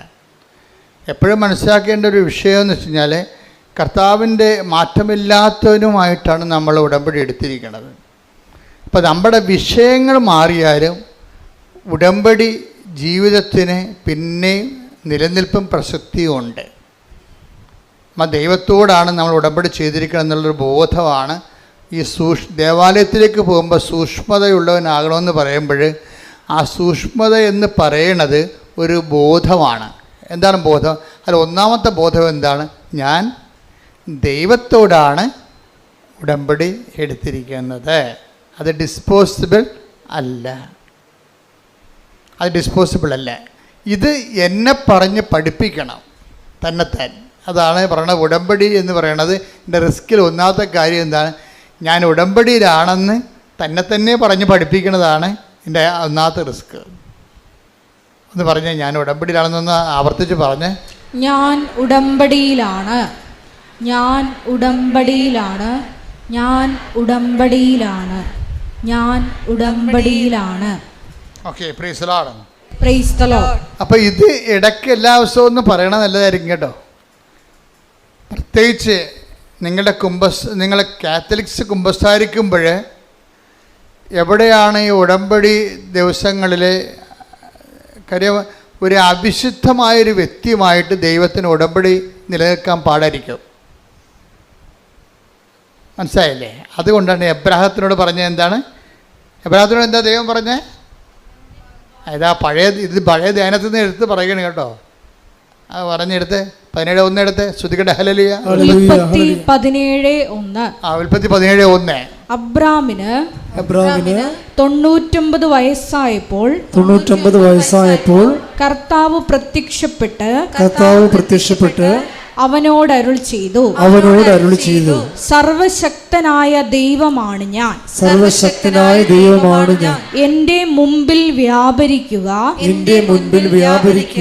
കുറ്റമറ്റവനായി വർത്തിക്കുക. അതായത് ബൈബിളിൻ്റെ ഒരു പ്രശ്നം എന്ന് പറയണത് ഈ മനുഷ്യനെ നിരായുധീകരിക്കും. അതാണ് ഒരു പ്രശ്നം. ബൈബിളിൻ്റെ ഏറ്റവും രൂക്ഷമായ ഒരു പ്രശ്നമാണത്. നിരായുധീകരിക്കുമ്പോൾ എന്നാ പറ്റുക കഴിഞ്ഞാൽ ആയുധം കൊണ്ടുള്ള കളികളെല്ലാം ദൈവത്തിൻ്റെ ഭാഗത്തേക്ക് നമുക്ക് കൈമാറും. ഇത് അറിഞ്ഞിട്ട് വേണം ബൈബിളുമായിട്ട് ജീവിക്കാൻ തുടങ്ങാൻ.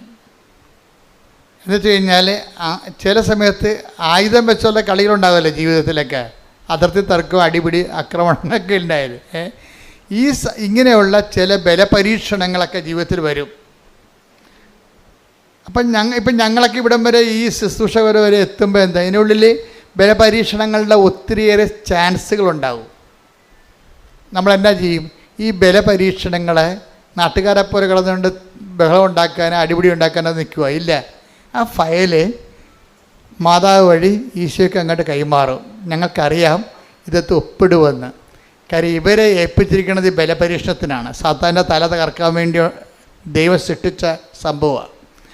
പക്ഷേ എന്താ പ്രശ്നം? നിങ്ങൾക്ക് അമ്മാത്തു നിന്ന് ഇറങ്ങുകയും ചെയ്ത് ഭാര്യത്ത് എത്തിയില്ലെന്നുള്ള അവസ്ഥയാണ് പലരുടേത്. അതിപ്പോൾ ഒരു പഴഞ്ചൊല്ലാണ്. അമ്മയുടെ വീട്ടിൽ നിന്ന് പഠിക്കുകയായിരുന്നു, അവിടെ നിന്ന് ഇറങ്ങി ഭാര്യത്ത് അപ്പൻ്റെ വീട്ടിൽ എത്തിയില്ല, നടക്കു നിൽക്കുകയാണ്. ലോകത്തു നിന്നൊക്കെ പോന്ന്, പക്ഷെ ദൈവത്തിൻ്റെ അടുത്ത് എത്തിയില്ല. ഇവിടെ ചില ആൾക്കാരുടെ പ്രശ്നം അതാണ്. ലോകത്തുനിന്ന് പോന്ന്. ഇതിനകത്ത് വരുന്ന വിഷയം എന്ന് പറയണത് ഇങ്ങനെ നടുക്കം നിർത്തി അവിടെ ദൈവവും ഇല്ല പിശാചും ഇല്ലാത്തൊരവസ്ഥ വരും. അങ്ങനെ നമുക്ക് ഉടമ്പടി മുന്നോട്ട് പോകാൻ പറ്റത്തില്ല. ഉടമ്പടിയെ സംബന്ധിച്ചിടത്തോളം നമ്മളൊരു ഉടമ്പടി എപ്പോഴും ഒരു നിലപാട് ജീവിതമാണ്. ദൈവത്തിൻ്റെ കൂടെയാണെങ്കിൽ ദൈവത്തിൻ്റെ കൂടെ തന്നെ. അപ്പം നമ്മളെന്താണ് ചെയ്യണത്? നമ്മളെപ്പോഴും വിജിലൻ്റ് ആയിരിക്കും. എന്താണ്? ഞങ്ങളെ പ്രലോഭനത്തിൽ ഉൾപ്പെടുത്തരുത്, പണിയുണ്ടാക്കരുതെന്ന് അർത്ഥം. കർത്താവ് പഠിപ്പിച്ച പ്രാർത്ഥനയാണ്. ദൈവത്തിൻ്റെ പക്ഷം ചേരാൻ പത്രോസിന് വാളെടുക്കാനുള്ള അവസരങ്ങൾ ഉണ്ടായിരുന്നു. പത്രോസ് വാളെടുക്കുകയും ചെയ്ത്. അത് കർത്താവിനെ തന്നെ രക്ഷിക്കാൻ വേണ്ടിയാണ് വാളെടുത്തത്. പക്ഷെ കർത്താവ് പറഞ്ഞ് അങ്ങനെ നീ വാളെടുത്ത് എന്നെ രക്ഷിക്കണ്ട എന്ന് പറഞ്ഞ്. അതാണ് സംഭവം. ഇപ്പം വാൾ ഉറയിലിട്ടിട്ട് അവൻ മാറി നിന്ന് അത് പറഞ്ഞ് ഇപ്പം പിതാവിൻ്റെ സമയമാണ് എന്ന് പറയും. ഇപ്പം നീ എന്നെ ഇങ്ങനെ രക്ഷിച്ചിട്ടും വലിയ കാര്യമില്ല, ഇപ്പം ഇത് ക്ലേശങ്ങളുടെ സമയമാണ്. അപ്പോൾ ഈശോ എന്താ പ്രാർത്ഥിക്കണത്? പിതാവേ, അങ്ങേ പുത്രനെ മഹത്വപ്പെടുത്തണമേ. അതാണ് വിഷയം. അതിനെല്ലാം സമീപനങ്ങളുണ്ട്. സുവിശേഷം കരുത്താർന്നൊരു സമീപനമാണ്. നമ്മളെ വിശുദ്ധിയോടെ തുടരുകയും ചെയ്യണം, അതേസമയം തന്നെ പ്രലോഭനങ്ങളെ അതിജീവിക്കണം. അതേസമയം നമുക്കെതിരെ വരുന്ന ബലപരീക്ഷണങ്ങൾക്ക് ദൈവത്തെ കക്ഷി ചേർക്കുകയും ചെയ്യണം. വളരെ തന്ത്രപരമായൊരു ജീവിതമാണിത്. തന്ത്രപരമായ ജീവിതമാണ്. അത് യേശു ജീവിച്ച് തീർത്ത ഒരു ജീവിതമാണ്. യേശു ജീവിച്ച് തീർത്ത ഒരു ജീവിതം. ഇതിന് നമുക്ക് മൊത്തം അനുകരിക്കാൻ പറ്റുമോ എന്ന് ചോദിച്ചു കഴിഞ്ഞാൽ നമുക്ക് ഓരോ മനുഷ്യനും അതിൻ്റേതായിട്ടുള്ള പരിമിതികളുണ്ടെങ്കിലും നമ്മുടെ ഭാഗത്തുനിന്ന് ഒരു സുവിശേഷ വിഹിതമായി ജീവിക്കണം എന്നുള്ള ബോധം ഉണ്ടാകണം. അപ്പം അങ്ങനെ നീ സുവിശേഷ വിഹിതമായി ജീവിക്കണം എന്ന് ഇപ്പം നിൻ്റെ ഉടമ്പടിയിലെ ഉദ്ദേശം നിൻ്റെ കടങ്ങൾ മാറണമെന്നല്ലേ, അല്ലെങ്കിൽ കച്ചവടം നടക്കണമെന്നാണ് ഉദ്ദേശം, അല്ലെങ്കിൽ കടങ്ങൾ മാറണം. ഇപ്പം ഈ ജോർജിയുടെ സാക്ഷി എന്താണെന്നറിയാവോ? ജോർജിയുടെ ഒന്നാമത്തെ വിഷയം എന്ന് വെച്ചാൽ ജോർജി ഒരു ഹോൾസെയിൽ കട നടത്തിക്കൊണ്ടിരിക്കുകയാണ്, വാടക നടത്തിക്കൊണ്ടിരിക്കുകയാണ്. 15 ലക്ഷം രൂപയുടെ സാധനം അതിൻ്റെ അകത്തുണ്ട്. 15 ലക്ഷം രൂപയുടെ സാധനം അതിൻ്റെ അകത്തുണ്ട്. പക്ഷെ പെട്ടെന്നൊരു പ്രശ്നം ഉണ്ടായി. എന്താ പ്രശ്നം ഉണ്ടായത്? എല്ലാ കടക്കാർക്കും ഉണ്ടായിക്കോണം ആ പ്രശ്നം. കാര്യം കടകളും അതുപോലെയുള്ള വിഷയങ്ങളുമെല്ലാം ലോകത്ത് ഭയങ്കരമായിട്ടുള്ള ഗതിവ്യതിയാനങ്ങൾ ഉണ്ടാകണില്ലേ? ഇപ്പം മലേഷ്യൻ റബ്ബർ ഇവിടെ ഇറക്കുമതി ചെയ്യാൻ ഗവൺമെൻറ് ഒപ്പിട്ട് കൊടുത്ത്. അപ്പോൾ എന്ത് പറ്റി? നാട്ടിലെ റബ്ബറൊക്കെ ഇരിപ്പായി പോയില്ലേ? വില കുറഞ്ഞു. അതല്ലേ പ്രശ്നം. ഇപ്പം റബ്ബർ കർഷകൻ എന്ത് ചെയ്യാണ്? വെട്ടുകാരുടെ വില കൂടിയപ്പോൾ എന്നാ പറ്റി? ഉടയക്കാരൻ തന്നെ വെട്ടാൻ തുടങ്ങും. വെളുപ്പിന് എഴുന്നേറ്റ് 3 മണിക്ക് പോയി. അല്ലെങ്കിൽ ഒന്നും മുതലാകണില്ലേ? 80 ഷീറ്റിൻ്റെ റബ്ബർ മരങ്ങളുണ്ട്. പക്ഷേ വേറെ ആരെക്കൊണ്ട് വെട്ടിച്ച് കഴിഞ്ഞാൽ ഇതിൽ കിട്ടുന്ന മീതിയും കൊണ്ട് അവൻ പോവും. അപ്പോൾ എന്ത് ചെയ്യും? ഉടയക്കാരൻ തന്നെ വെട്ടാൻ തുടങ്ങും. അപ്പോൾ ഇങ്ങനെ ഓരോരോ സമയത്തും നമുക്ക് നമ്മളുടെ തൊഴിലിനും വരുമാനത്തിനുമൊക്കെ പുതിയ വെല്ലുവിളികളുണ്ടാവും. ആ വെല്ലുവിളികളിലെല്ലാം ഉടമ്പടിയിൽ അതിൻ്റെ പ്രൊവിഷൻസ് ഉണ്ട്. എന്താ കാര്യം? ചില വെല്ലുവിളികൾ നമ്മുടെ നിലവിലുള്ള പവർ കൊണ്ട് കൈകാര്യം ചെയ്യാൻ പറ്റാതെ വരും. അത് ഇപ്പോഴല്ല, പണ്ട് മുതലേ ദൈവത്തിന് അറിയാവുന്ന ഒരു ദൈവം അറിഞ്ഞിട്ട് അതിന് സമാധാനം കണ്ടുപിടിച്ചിട്ടുണ്ട്. ചില വെല്ലുവിളികൾ നമ്മളുടെ പവർ കൊണ്ട് തന്നെ നമ്മൾക്ക് അതിനെ പ്രതിരോധിക്കാൻ പറ്റാതെ വരും. അതിനാണ് പറയണത് എന്താണ്? മെരിറ്റ്, നമ്മുടെ മെരിറ്റ്. ചില വെല്ലുവിളികൾ നമ്മുടെ മെരിറ്റ് കൊണ്ട് ചെയ്യാൻ പറ്റാതെ വരും. അതുകൊണ്ടാണ് ബൈബിൾ പുതിയ ഫോർമുല വെച്ചിരിക്കുന്നത്. എന്താണ്? Not by merit but by grace. അതാണ് നമ്മൾ എഫേസ്യസ് 2:8 അതാണ് ഉടമ്പടിയുടെ അടിസ്ഥാന പ്രമാണം. Not by merit but by grace. പിന്നെ എന്താണ് പറയുന്നത്? നമ്മൾ അത് എഫേസ്യസ് 2:8. പിന്നെ നമ്മൾ എന്താ പറയണത്? സക്കറിയ, ഇതിപ്പോൾ ആദ്യകാല ധ്യാനം നോക്കിയാൽ മതി. സക്കറിയ 4:6 എന്താ പറയണത്? സൈന്യത്താലെയല്ല, ശക്തിയാലെയല്ല, കർത്താവിൻ്റെ ആത്മാവിനാൽ. അപ്പം ജീവിതത്തിനെതിരെ വരുന്ന ചില വെല്ലുവിളികൾ നമ്മുടെ ശക്തിയും സൈന്യവും കൊണ്ട്, ആളുകൊണ്ടോ അർത്ഥം കൊണ്ടോ നേരിടാൻ പറ്റത്തില്ല. ഞാൻ ചില സമയത്തൊക്കെ നോക്കുമ്പോഴേ ഈ ചില പെരുമ്പാമ്പൊക്കെ കഴിഞ്ഞ ദിവസങ്ങളിൽ ഞാനൊരു വീഡിയോ എൻ്റെ ശ്രദ്ധയിൽ കണ്ടോ. അതായത് എന്തോ സീരിയസ് ആയിട്ടുള്ള കാര്യം നോക്കേണ്ട സമയത്ത് വേറൊരു വീഡിയോ കയറി വന്നു. എന്ന് വെച്ച് കഴിഞ്ഞാൽ ഒരു ആമ, ഒരു പട്ടി ഇങ്ങനെ വായിൽ ഇങ്ങനെ പൊളിച്ചുകൊണ്ട് അതിൻ്റെ നാക്കൊക്കെ നീട്ടിക്കൊണ്ട് ഇങ്ങനെ കിതച്ചുകൊണ്ട് ഒരു ആമയുടെ അടുത്ത് നിൽക്കുകയാണ്. കുഞ്ഞാമ അല്ലെങ്കിൽ അപ്പോൾ ഈ പട്ടി നാക്ക് നീട്ടിക്കൊണ്ട് നിൽക്കുന്ന സംഭവം ആമ എന്തോ അനങ്ങണ പോലെ കണ്ട് ആമ അതിൻ്റെ തോട്ടിൽ നിന്ന് തല വലിച്ച് പുറത്തിട്ടിട്ട് പട്ടിയുടെ നാക്കെ കയറി കടിച്ചോടുകൂടി പട്ടി കിടന്ന് കാറിയിട്ട് പട്ടി പെടുന്ന പാട്. ഒരു കുഞ്ഞാമ കടിച്ചിട്ട് അവൻ കാറിയിട്ട് അതിനെ ആമയുണ്ടെങ്കിൽ പട്ടിയുടെ നാക്കിൽ കടി വിടണില്ല. ഒരു പ്രത്യേക സിറ്റുവേഷൻസ് എന്ന് പറഞ്ഞാൽ ഈ ജീവിതത്തിൽ ഇതുപോലെ നമ്മൾക്ക് നിസ്സാരമാകുന്ന വിഷയങ്ങൾ കയറി നമ്മളെ വല്ലാതെ അങ്ങോട്ട് പിടിക്കും. ഒരു ആമയാണെന്ന് പറഞ്ഞൊരു പക്ഷേ ആമ കടിവിട്ടിട്ടല്ലേ പട്ടിക്ക് പോകാൻ പറ്റത്തുള്ളൂ. അപ്പോൾ നമ്മൾ നിസ്സാരമല്ലെന്നാണ് പട്ടിയും കണ്ടത്. അതാണ് എൻ്റെ വയറ്റെന്നൊക്കെ എൻ്റെ പോയി നിന്നത്. പക്ഷേ അത് കയറി പിടിച്ച് ഇതുപോലെ നിസ്സാര പ്രശ്നങ്ങളും നമ്മളെ വല്ലാണ്ട് രീതിയിൽ ബാധിക്കും. ഇങ്ങനെ നിസ്സാര പ്രശ്നങ്ങൾ വല്ലാതിൻ്റെ ബാധിക്കുമ്പോൾ തന്നെയാണ് നമ്മളെന്ത് ചെയ്യും, ഇങ്ങനെയുള്ള അലപലാതി തരങ്ങളൊക്കെ ജീവിതത്തിൽ നിന്ന് ഒഴിവാക്കാൻ വേണ്ടിയാണ് പ്രൊട്ടക്ഷന് വേണ്ടി നമ്മൾ ഉടമ്പടിയിൽ ഒരു പ്രൊവിഷൻ ഉണ്ട്. പ്രൊട്ടക്ഷൻ, സംരക്ഷണം എന്ന് വെച്ച് കഴിഞ്ഞാൽ നമ്മൾ ഈ വഴിയിലൊരു അപകടമാണെന്ന് കണ്ടാൽ കർത്താവ് നമ്മളെ അതവിടെ ചെന്ന് ചാടാതിരിക്കാൻ വേണ്ടി വേറെ വഴിയിലൂടെ കൊണ്ടുപോകും. ഇപ്പോൾ വേറെ വഴി ഉണ്ടാകുമോ? ശരിക്കും പറഞ്ഞാൽ പ്രാർത്ഥിക്കാത്തത് കൊണ്ടാണ് നമ്മൾ ഈ വഴി ചെന്ന് ചാടണത്. എല്ലാത്തിനും സേഫായിട്ടുള്ള വഴികളുണ്ടാവും. നമുക്ക് സേഫ് തോന്നാത്തതിൻ്റെ കാരണം നമ്മുടെ പ്രാർത്ഥനാ ജീവിതത്തിൽ പുലിവാലുള്ളത് കൊണ്ടും പെരുമാറ്റത്തിൽ കുഴപ്പങ്ങളുള്ളത് കൊണ്ടുമാണ്. ഇപ്പോൾ ഉദാഹരണത്തിന് ഞാനൊരു കഥ, ഇപ്പം സമരക്കാരൻ്റെ കഥ പറയാം. സമരക്കാരൻ്റെ കഥ എന്താ? സമരക്കാരൻ്റെ കഥയല്ല, അത് നിങ്ങൾക്കറിയാം. അതല്ല, സമറിയായിലൂടെ ഈശോ ജെറുസലേമിലേക്ക് പോകാൻ വേണ്ടി 2 അപ്പോസ്തലന്മാരെ പറഞ്ഞു വിടും, യാക്കോബ് യോഹന്നാനും. അണ്ണന്മാർ നേരെ സമറിയായിൽ ചെല്ലും. അപ്പോൾ അവർ ചോദിക്കും എവിടെ പോകണമെന്ന് ചോദിക്കും. ജെറുസലേമിൽ പോകണമെന്ന് പറയും. അപ്പോൾ അവർ പറയും നിൻ്റെ കൈകാര്യം ഞങ്ങൾ വെട്ടുമെന്ന് പറയും. കാര്യം എന്താണ്? ഞങ്ങൾ സമരക്കാരാണ്, നിങ്ങൾ ജാരസന്തതി എന്നാണ് ഞങ്ങളെ വിളിക്കണത്. ഞങ്ങളെ നിങ്ങൾ ജെറുസലേം ദേവാലയത്തിൽ നിങ്ങൾ കയറ്റത്തില്ല, അതുകൊണ്ട് നിങ്ങളിവിടെ കൂടി ജെറുസലേം ദേവാലയത്തിൽ പോകാൻ അനുവദിക്കത്തില്ലെന്ന് പറയും. ഇവർ ക്ഷുഭിതരായി പ്രശ്നമായി യേശുവിൻ്റെ അടുത്ത് വരും. കംപ്ലൈൻറ്റ് പറയുമ്പോൾ കർത്താവ് പറഞ്ഞ എന്തിനാണ്, നിങ്ങളെന്തിനാ ആ വഴിക്ക് പോയത്, വേറെ വഴി ഉണ്ടായിരുന്നില്ല എന്ന് പറയും. അത് മറ്റൊരു വഴിക്ക് പോയെന്ന്. അതാണ് take the word of God. സ്തുതിക്കട്ടെ, ഹല്ലേലൂയ. ലൂക്ക 9:56. ലൂക്ക 9:56. അവർ മറ്റൊരു ഗ്രാമത്തിലേക്ക് പോയി. മറ്റൊരു ഗ്രാമത്തിലേക്ക്. അപ്പം നിങ്ങൾക്ക് പോയാൽ മതിയല്ല, അതിന് പ്രൊവിഷൻ ഉണ്ടാകും. അപ്പോൾ ഈ വഴി അല്ലാതെ വേറെ വഴിയുണ്ട്. ഇവർക്കെന്താ പ്രശ്നം? ഇവർ കണ്ടത്തടിക്കും മുണ്ടത്തടിയെന്ന് പറഞ്ഞ് നടക്കുന്ന പാർട്ടിയാണ്. അവർക്ക് അവരുടെ തലയിൽ തീയും എന്തൊക്കെ ഉടമ്പടിയൊക്കെ എടുത്ത് കർത്താവിൻ്റെ കൂടെ ഉടമ്പടി ജീവിതമാണെങ്കിലും കൈയിരിപ്പത്തിരി മോശമാണ്. അവിടെ പ്രശ്നം. ഈ അപ്പോസ്തലന്മാരല്ലേ, അപ്പോസ്തലന്മാർ കർത്താവിൻ്റെ കൂടെ ജീവിച്ചുകൊണ്ട് ഫോർമാറ്റ് ചെയ്തുകൊണ്ട് ജീവിക്കണമല്ല. പക്ഷേ യവന്മാരുടെ കൈയിരിക്കണത് ശത്രുക്കളുടെ തലയിൽ തീയും ഗന്ധകവും വീഴണമെന്നുള്ള ആഗ്രഹക്കാരാണ്.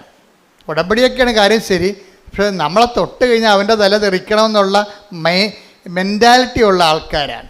ഈ മെൻറ്റാലിറ്റിയുമായിട്ട് കർത്താവിൻ്റെ കൂടെ ജീവിക്കാൻ പാടാണ്. ഉടമ്പടി ജീവിതം മുന്നോട്ട് പോകത്തില്ല. അതുകൊണ്ട് അവരിൽ തന്നെയുള്ള വിഷമൊക്കെ പുറത്ത് ചാടിച്ചിട്ട് താണ് ഇവരെ ക്ലീൻ ചെയ്തെടുക്കണേ കർത്താവ്. ഇപ്പോൾ ഇഷ്യൂസ് ഉണ്ടാകുമ്പോൾ ഓർക്കുക, നിങ്ങളുടെ കയ്യിൽ എന്തോ കുഴപ്പമുണ്ടെന്ന് അതിൻ്റെ അർത്ഥം. അവൻ്റെ കുഴപ്പമുണ്ടെന്നല്ല പ്രശ്നം. ബൈബിൾ കാണിക്കുന്ന രീതികൾ വ്യത്യാസമുണ്ട്. നിങ്ങളുടെ ജീവിതത്തിലെ കുടുംബത്തിലെ അയൽവാസികളുമായിട്ട് പ്രശ്നങ്ങളുണ്ടെങ്കിൽ അതിൻ്റെ അർത്ഥം അവർക്ക് പ്രശ്നമുണ്ടെന്നല്ല, നിങ്ങൾക്കെന്തോ പ്രശ്നമുള്ളതായിട്ട് ദൈവത്തിന് തോന്നണം. നിങ്ങളുടെ കയ്യിൽ ഇരിക്കുന്നത് നാട്ടുകാരുടെ തലയെ തീയും ഗന്ധകവും വീഴാൻ വേണ്ടിയാണ് നിങ്ങൾ നിലകൊള്ളണത്. ക്രിസ്തുവിനെ കൂടെ നടക്കണത്. പക്ഷേ അതിൻ്റെ കഥയൊന്നുമില്ല. ഉടമ്പടി എടുത്തിട്ടുണ്ട്, പക്ഷേ നാട്ടുകാരുടെ തല പോകണമെന്നാണ് നിങ്ങൾ ഉദ്ദേശിക്കുന്നത്. അങ്ങനെയുള്ള കോമ്പറ്റീഷൻ അല്ലാത്ത അലവലായ തരങ്ങളൊക്കെ കയ്യിലുള്ളത് കാരണം ഇതിനെ ഒന്ന് കറകളഞ്ഞെടുക്കാൻ വേണ്ടി ഇടയ്ക്ക് ഉടമ്പടിക്കാലത്ത് ഇഷ്യൂസ് ഉണ്ടാകും. ഇപ്പം നിങ്ങൾ ഓർക്കും ഉടമ്പടി എടുക്കുമ്പോൾ ചില ആൾക്കാർ പറയില്ലേ, എൻ്റെ ഉടമ്പടി ഒന്ന് കയറട്ടെ, അവൾക്കൊരു പണി കൊടുക്കാമെന്ന് പറയുക. അപ്പോൾ 90 ദിവസം കഴിയട്ടെന്നൊക്കെ പറയത്തില്ലേ, 90 ദിവസം കഴിയട്ടെന്ന്.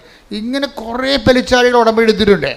വെച്ച് കഴിഞ്ഞാൽ ആ ഉടമ്പടിക്കാലം കഴിയുമ്പോൾ നിങ്ങൾക്ക് ഇത് എങ്ങനെ വ്രതം പോലെ ഒന്ന് അനുഷ്ഠാനമായിട്ട് തിരിക്കും.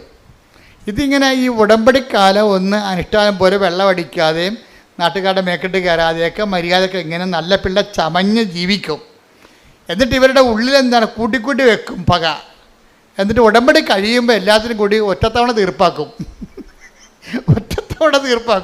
അപ്പം അങ്ങനെ വരുമ്പോഴുണ്ടാകുന്ന പ്രശ്നം എന്ന് വെച്ചാൽ നമ്മൾ ദൈവത്തെ പരീക്ഷിക്കേണ്ട തുല്യമാണ്. അതുകൊണ്ട് ഇങ്ങനെയുള്ള സ്വഭാവം ഉടമ്പടിക്ക് പറ്റാത്ത പേഴ്സണാലിറ്റി ആണെങ്കിൽ ഇടയ്ക്കിടയ്ക്ക് പ്രശ്നങ്ങൾ ഉണ്ടായിക്കൊണ്ടിരിക്കും. ഇപ്പോൾ ഉടമ്പടി എടുക്കുമ്പോൾ പ്രബടാന്ന് പ്രശ്നങ്ങൾ കൂടുകയാണെങ്കിൽ നിങ്ങൾ ഓർക്കണം, ദൈവതിരുസന്നിധിയിൽ നിങ്ങൾ ഉടമ്പടിക്ക് കൊള്ളാത്ത പേഴ്സണാലിറ്റി ആണെന്ന്. ദൈവം നിങ്ങളെ പരുവപ്പെടുത്താൻ ഉദ്ദേശിക്കുന്നു. You got the point. മനസ്സിലായില്ലേ? നിങ്ങൾ ഉടമ്പടി എടുത്തതിന് ശേഷം അടിക്കടി പ്രശ്നങ്ങൾ ഉണ്ടാവും. അതിന് മുമ്പ് അതിൻ്റെ അർത്ഥം എന്താണ്? ദൈവം നിങ്ങളെ നോട്ടം വെച്ചിരിക്കുന്നു. എന്താ കാര്യം? നിങ്ങളെ ഉടമ്പടിക്ക് പറ്റാത്ത ഉരുപ്പടിയാണ്. നിങ്ങളെ മുന്നോട്ട് കൊണ്ടുപോകണമെന്നുണ്ടെങ്കിൽ കുറച്ച് പ്രശ്നങ്ങൾ ഉണ്ടാക്കിയിട്ട് നിങ്ങളെ പരുവപ്പെടുത്തി ചിലയിടത്തൊക്കെ തോറ്റു കൊടുക്കേണ്ടി വരും, ചിലയിടത്ത് കർത്താവിനെ പ്രതി ക്ഷമിച്ചു കൊടുക്കേണ്ടി വരും, ചിലയിടത്ത് ശാന്തതയാകേണ്ടി വരും. അതുകൊണ്ടാണ് പറയണത്. ആ വായിച്ച സുഷ്മത ദേവാലയത്തിലേക്ക് പോകും. വിഡ്ഢിയുടെ അതൊന്ന് വായിച്ചേ, സഭാപ്രസംഗി 5:1 വായിച്ചേ. ദേവാലയത്തിലേക്ക് പോകുമ്പോൾ പറഞ്ഞ ദേവാലയത്തിലേക്ക് പോകുമ്പോൾ സൂക്ഷ്മതയുള്ളവനായിരിക്കുക, ശ്രദ്ധിച്ചു കേൾക്കാൻ അടുത്തു ചെല്ലുന്നതാണ് വിഡ്ഢിയുടെ ബലിയർപ്പണത്തെക്കാൾ ഉത്തമം. ബലിയർപ്പണം അത് ആചാരാനുഷ്ഠാനം, ഉടമ്പടിയുടെ ആചാരാനുഷ്ഠാനങ്ങളൊക്കെ നടത്തും. പക്ഷെ എന്താ പ്രശ്നം? അതേസമയം ശ്രദ്ധ ഉണ്ടാകത്തില്ല. ദൈവികമായ കാര്യങ്ങളിൽ തങ്ങൾ ഉടമ്പടിയിലാണെന്നുള്ളതിനെക്കുറിച്ച് ബോധം ഉണ്ടാകത്തില്ല. ആചാര അനുഷ്ഠാനങ്ങളൊക്കെ ഉടമ്പടി പ്രകാരമൊക്കെ ചെയ്തുകൊണ്ടിരിക്കും, ഓട്ടോമാറ്റിക്കായിട്ട് ചെയ്തുകൊണ്ടിരിക്കും. പക്ഷെ തങ്ങൾ ഉടമ്പടി ജീവിതത്തിലാണെന്നുള്ള ഉടമ്പടി ഒരു ജീവിതമാണെന്നോ ജീവിത രീതിയാണെന്നോ എന്നതിനെക്കുറിച്ച് ബോധം ഉണ്ടാകത്തില്ല. അങ്ങനെയുള്ള ആൾക്കാരാണ് ബൈബിള് വിഡ്ഢികളെന്ന് വിളിക്കണത്. അതാണ് വിഷയം. അപ്പോൾ ആവശ്യമില്ലാത്ത നമ്മൾ വിഡ്ഢികളായിട്ട് കാര്യമില്ല. ഈ ഉടമ്പടി പക്കയായിട്ട് ദൈവത്തിൻ്റെ വചനം അനുസരിച്ച് അവൻ എന്ത് കാര്യം വന്നാലും അവൻ പറയണ പോലെ ചെയ്യണം. അല്ല പത്രം കൊടുക്കുന്ന കാര്യത്തിൽ മാത്രമല്ല, അനാഥാലയത്തിൽ പോയി രോഗികളെ കുളിപ്പിക്കുന്ന കാര്യത്തിൽ മാത്രമല്ല, ജീവിതത്തിൽ എന്ത് സംഭവിച്ചാലും ഈ സമയത്ത് എന്താണ് ചെയ്യേണ്ടതെന്നുള്ള വചനത്തിൽ അതിൻ്റെ അകത്ത് സ്റ്റാറ്റ്യൂട്ടറി ഇൻസ്ട്രക്ഷൻസ് ഉണ്ട്. ആ സമയത്ത് എന്താണ് ചെയ്യേണ്ടത്? ഇപ്പം നമ്മൾ കൈ പൊള്ളിപ്പോയി, ശരി, അപ്പം ബെർണോൾ തൂക്കണം, ക്ലിയർ അല്ലേ? അപ്പോൾ എന്താ ചെയ്യേണ്ടത്? ഒരു ഇഷ്യൂ വന്നു കഴിഞ്ഞാൽ അതിനുള്ള പൊടിക്കൈ എന്താണെന്ന് ബൈബിളുണ്ട്, അതേ ചെയ്യാൻ പറ്റും, അതേ അപ്ലൈ ചെയ്യാൻ പറ്റത്തുള്ളൂ.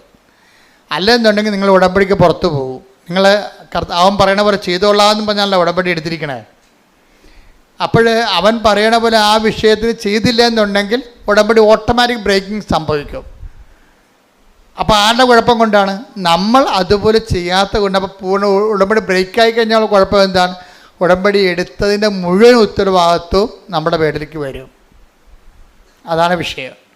ഉടമ്പടി എടുത്തിട്ട് ഉഴപ്പിയാൽ ഉടമ്പടി എടുത്തതിൻ്റെ മുഴുവൻ ഉത്തരവാദിത്വം പലിശ കണക്കിൽ നമ്മുടെ പേരിലേക്ക് വരും. അപ്പോൾ ചില ആൾക്കാർ പറഞ്ഞു, അച്ഛാ ഞങ്ങൾ ഉടമ്പടി എടുക്കാൻ പേടിയായിരുന്നു അച്ഛാ, കാര്യം അത് തെറ്റിപ്പോയാൽ. പക്ഷേ എന്നാ പ്രശ്നം? ഇത് വെറുതെ ഉഴപ്പന്മാർക്ക് മാത്രമേ ഇത് പ്രശ്നമുള്ളൂ. അല്ലാത്തൊരു മര്യാദക്ക് ഉടമ്പടി സുന്ദരമായിട്ട് ജീവിച്ചിട്ട് ആയിരക്കണക്കിന് സാക്ഷ്യങ്ങളല്ല യൂട്യൂബിലുള്ളത്. അപ്പോൾ അത് എളുപ്പമുള്ള കാര്യമാണ്. ഞാൻ സംസാരിച്ചുകൊണ്ടിരിക്കുന്ന കാര്യം എല്ലായിടത്തും ജീവിതത്തിൽ ഉഴപ്പിയിട്ടുണ്ട്. ആ പാരമ്പര്യം അനുസരിച്ച് ഇവിടെ വന്ന് ഉഴപ്പും. അതാണ് പ്രശ്നം. നിങ്ങൾ ജീവിതം മൊത്തം ഉഴപ്പിയ പാർട്ടി ആയിരിക്കും. പക്ഷെ നിങ്ങൾ ഉടമ്പടി എടുക്കുമ്പോഴെങ്കിലും നിങ്ങളുടെ ആ സ്വഭാവം ഒന്ന് മാറ്റി വെക്കണം, നല്ലതായിരിക്കും. എന്തെടുത്താലും പകുതിയാക്കത്തില്ല. കുറേ പേരും തുടങ്ങി വെക്കും. ആദ്യം ചായക്ക തുടങ്ങും, അത് പകുതിയാക്കാതെ നാട്ടുകാരെ കാശും കൊണ്ടുപോകും. പിന്നെ പശു വളർത്തൽ തുടങ്ങും, അത് പിന്നെ കുറച്ച് കഴിയുമ്പോൾ അത് ഒഴിവാക്കും.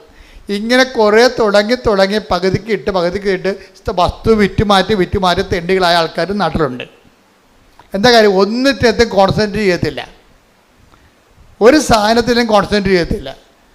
വീട്ടിൽ കോഴിയും പശുവിനൊക്കെ വിട്ടിട്ടും പുള്ളി രാഷ്ട്രീയത്തിൻ്റെ മെമ്പറാകാൻ വേണ്ടി നടക്കും. പിന്നെ എങ്ങനെ ഇതൊക്കെ ജീവിക്കണത്? അങ്ങനെ ആൾക്കാരെ കണ്ടിട്ടില്ലേ നിങ്ങൾ? വീട്ടിൽ കുറേ കാര്യങ്ങൾ തുടങ്ങി വെക്കും, എന്നിട്ട് കുറച്ച് കഴിയുമ്പോൾ രാഷ്ട്രീയത്തെക്കാരെ ആരെങ്കിലും കാണുകയാണെങ്കിൽ പിന്നെ അതിൻ്റെ പുറകെ നടക്കും, വീട്ടിൽ നിൽക്കത്തുമില്ല. ഇതെന്നുവെച്ചാൽ ഈ ജീവികളൊക്കെ വളരണമെന്നുണ്ടെങ്കിൽ സമയാസമയങ്ങളിൽ മരുന്നും ഭക്ഷണമൊക്കെ കൊടുക്കാതെ വളരത്തില്ല. ഇതിനാണ് ശ്രദ്ധ എന്ന് പറയുന്നത്. ഉടമ്പടി നിങ്ങൾ പോകണമെങ്കിൽ ഉടമ്പടിയുടെ ഒരു ശ്രദ്ധയുണ്ട്, ശ്രദ്ധയുള്ള ജീവിതമുണ്ട്. എനിക്ക് തോന്നുന്നത് ഒരു 70% പേർക്ക് ഈ ശ്രദ്ധയുണ്ട്. ഞാൻ 30% ടാർഗറ്റ് ചെയ്യണത്. കാര്യം എനിക്ക് നിങ്ങളുടെ സാക്ഷ്യം കൊണ്ട് മുതലാകണില്ല, അതുകൊണ്ടാണ്. കാര്യം ഉടമ്പടി ഒരു പെർഫെക്റ്റ് ഫോർമുലയാണ്.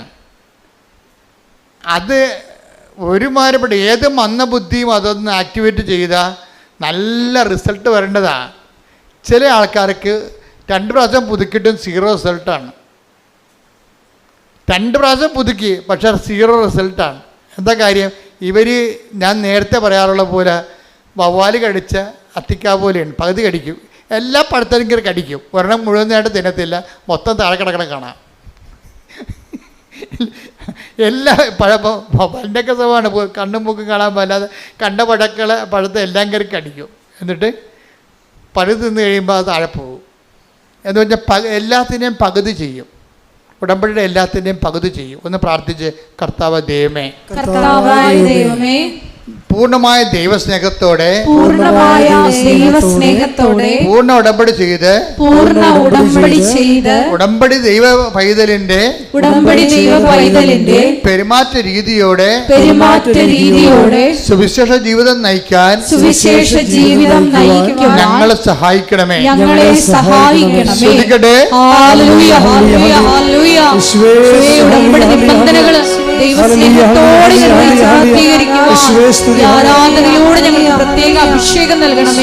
അതെന്താ പറഞ്ഞതെന്ന് വെച്ച് കഴിഞ്ഞാൽ ഇടയ്ക്കൊന്ന് ഇട്ട് കളയരുത്.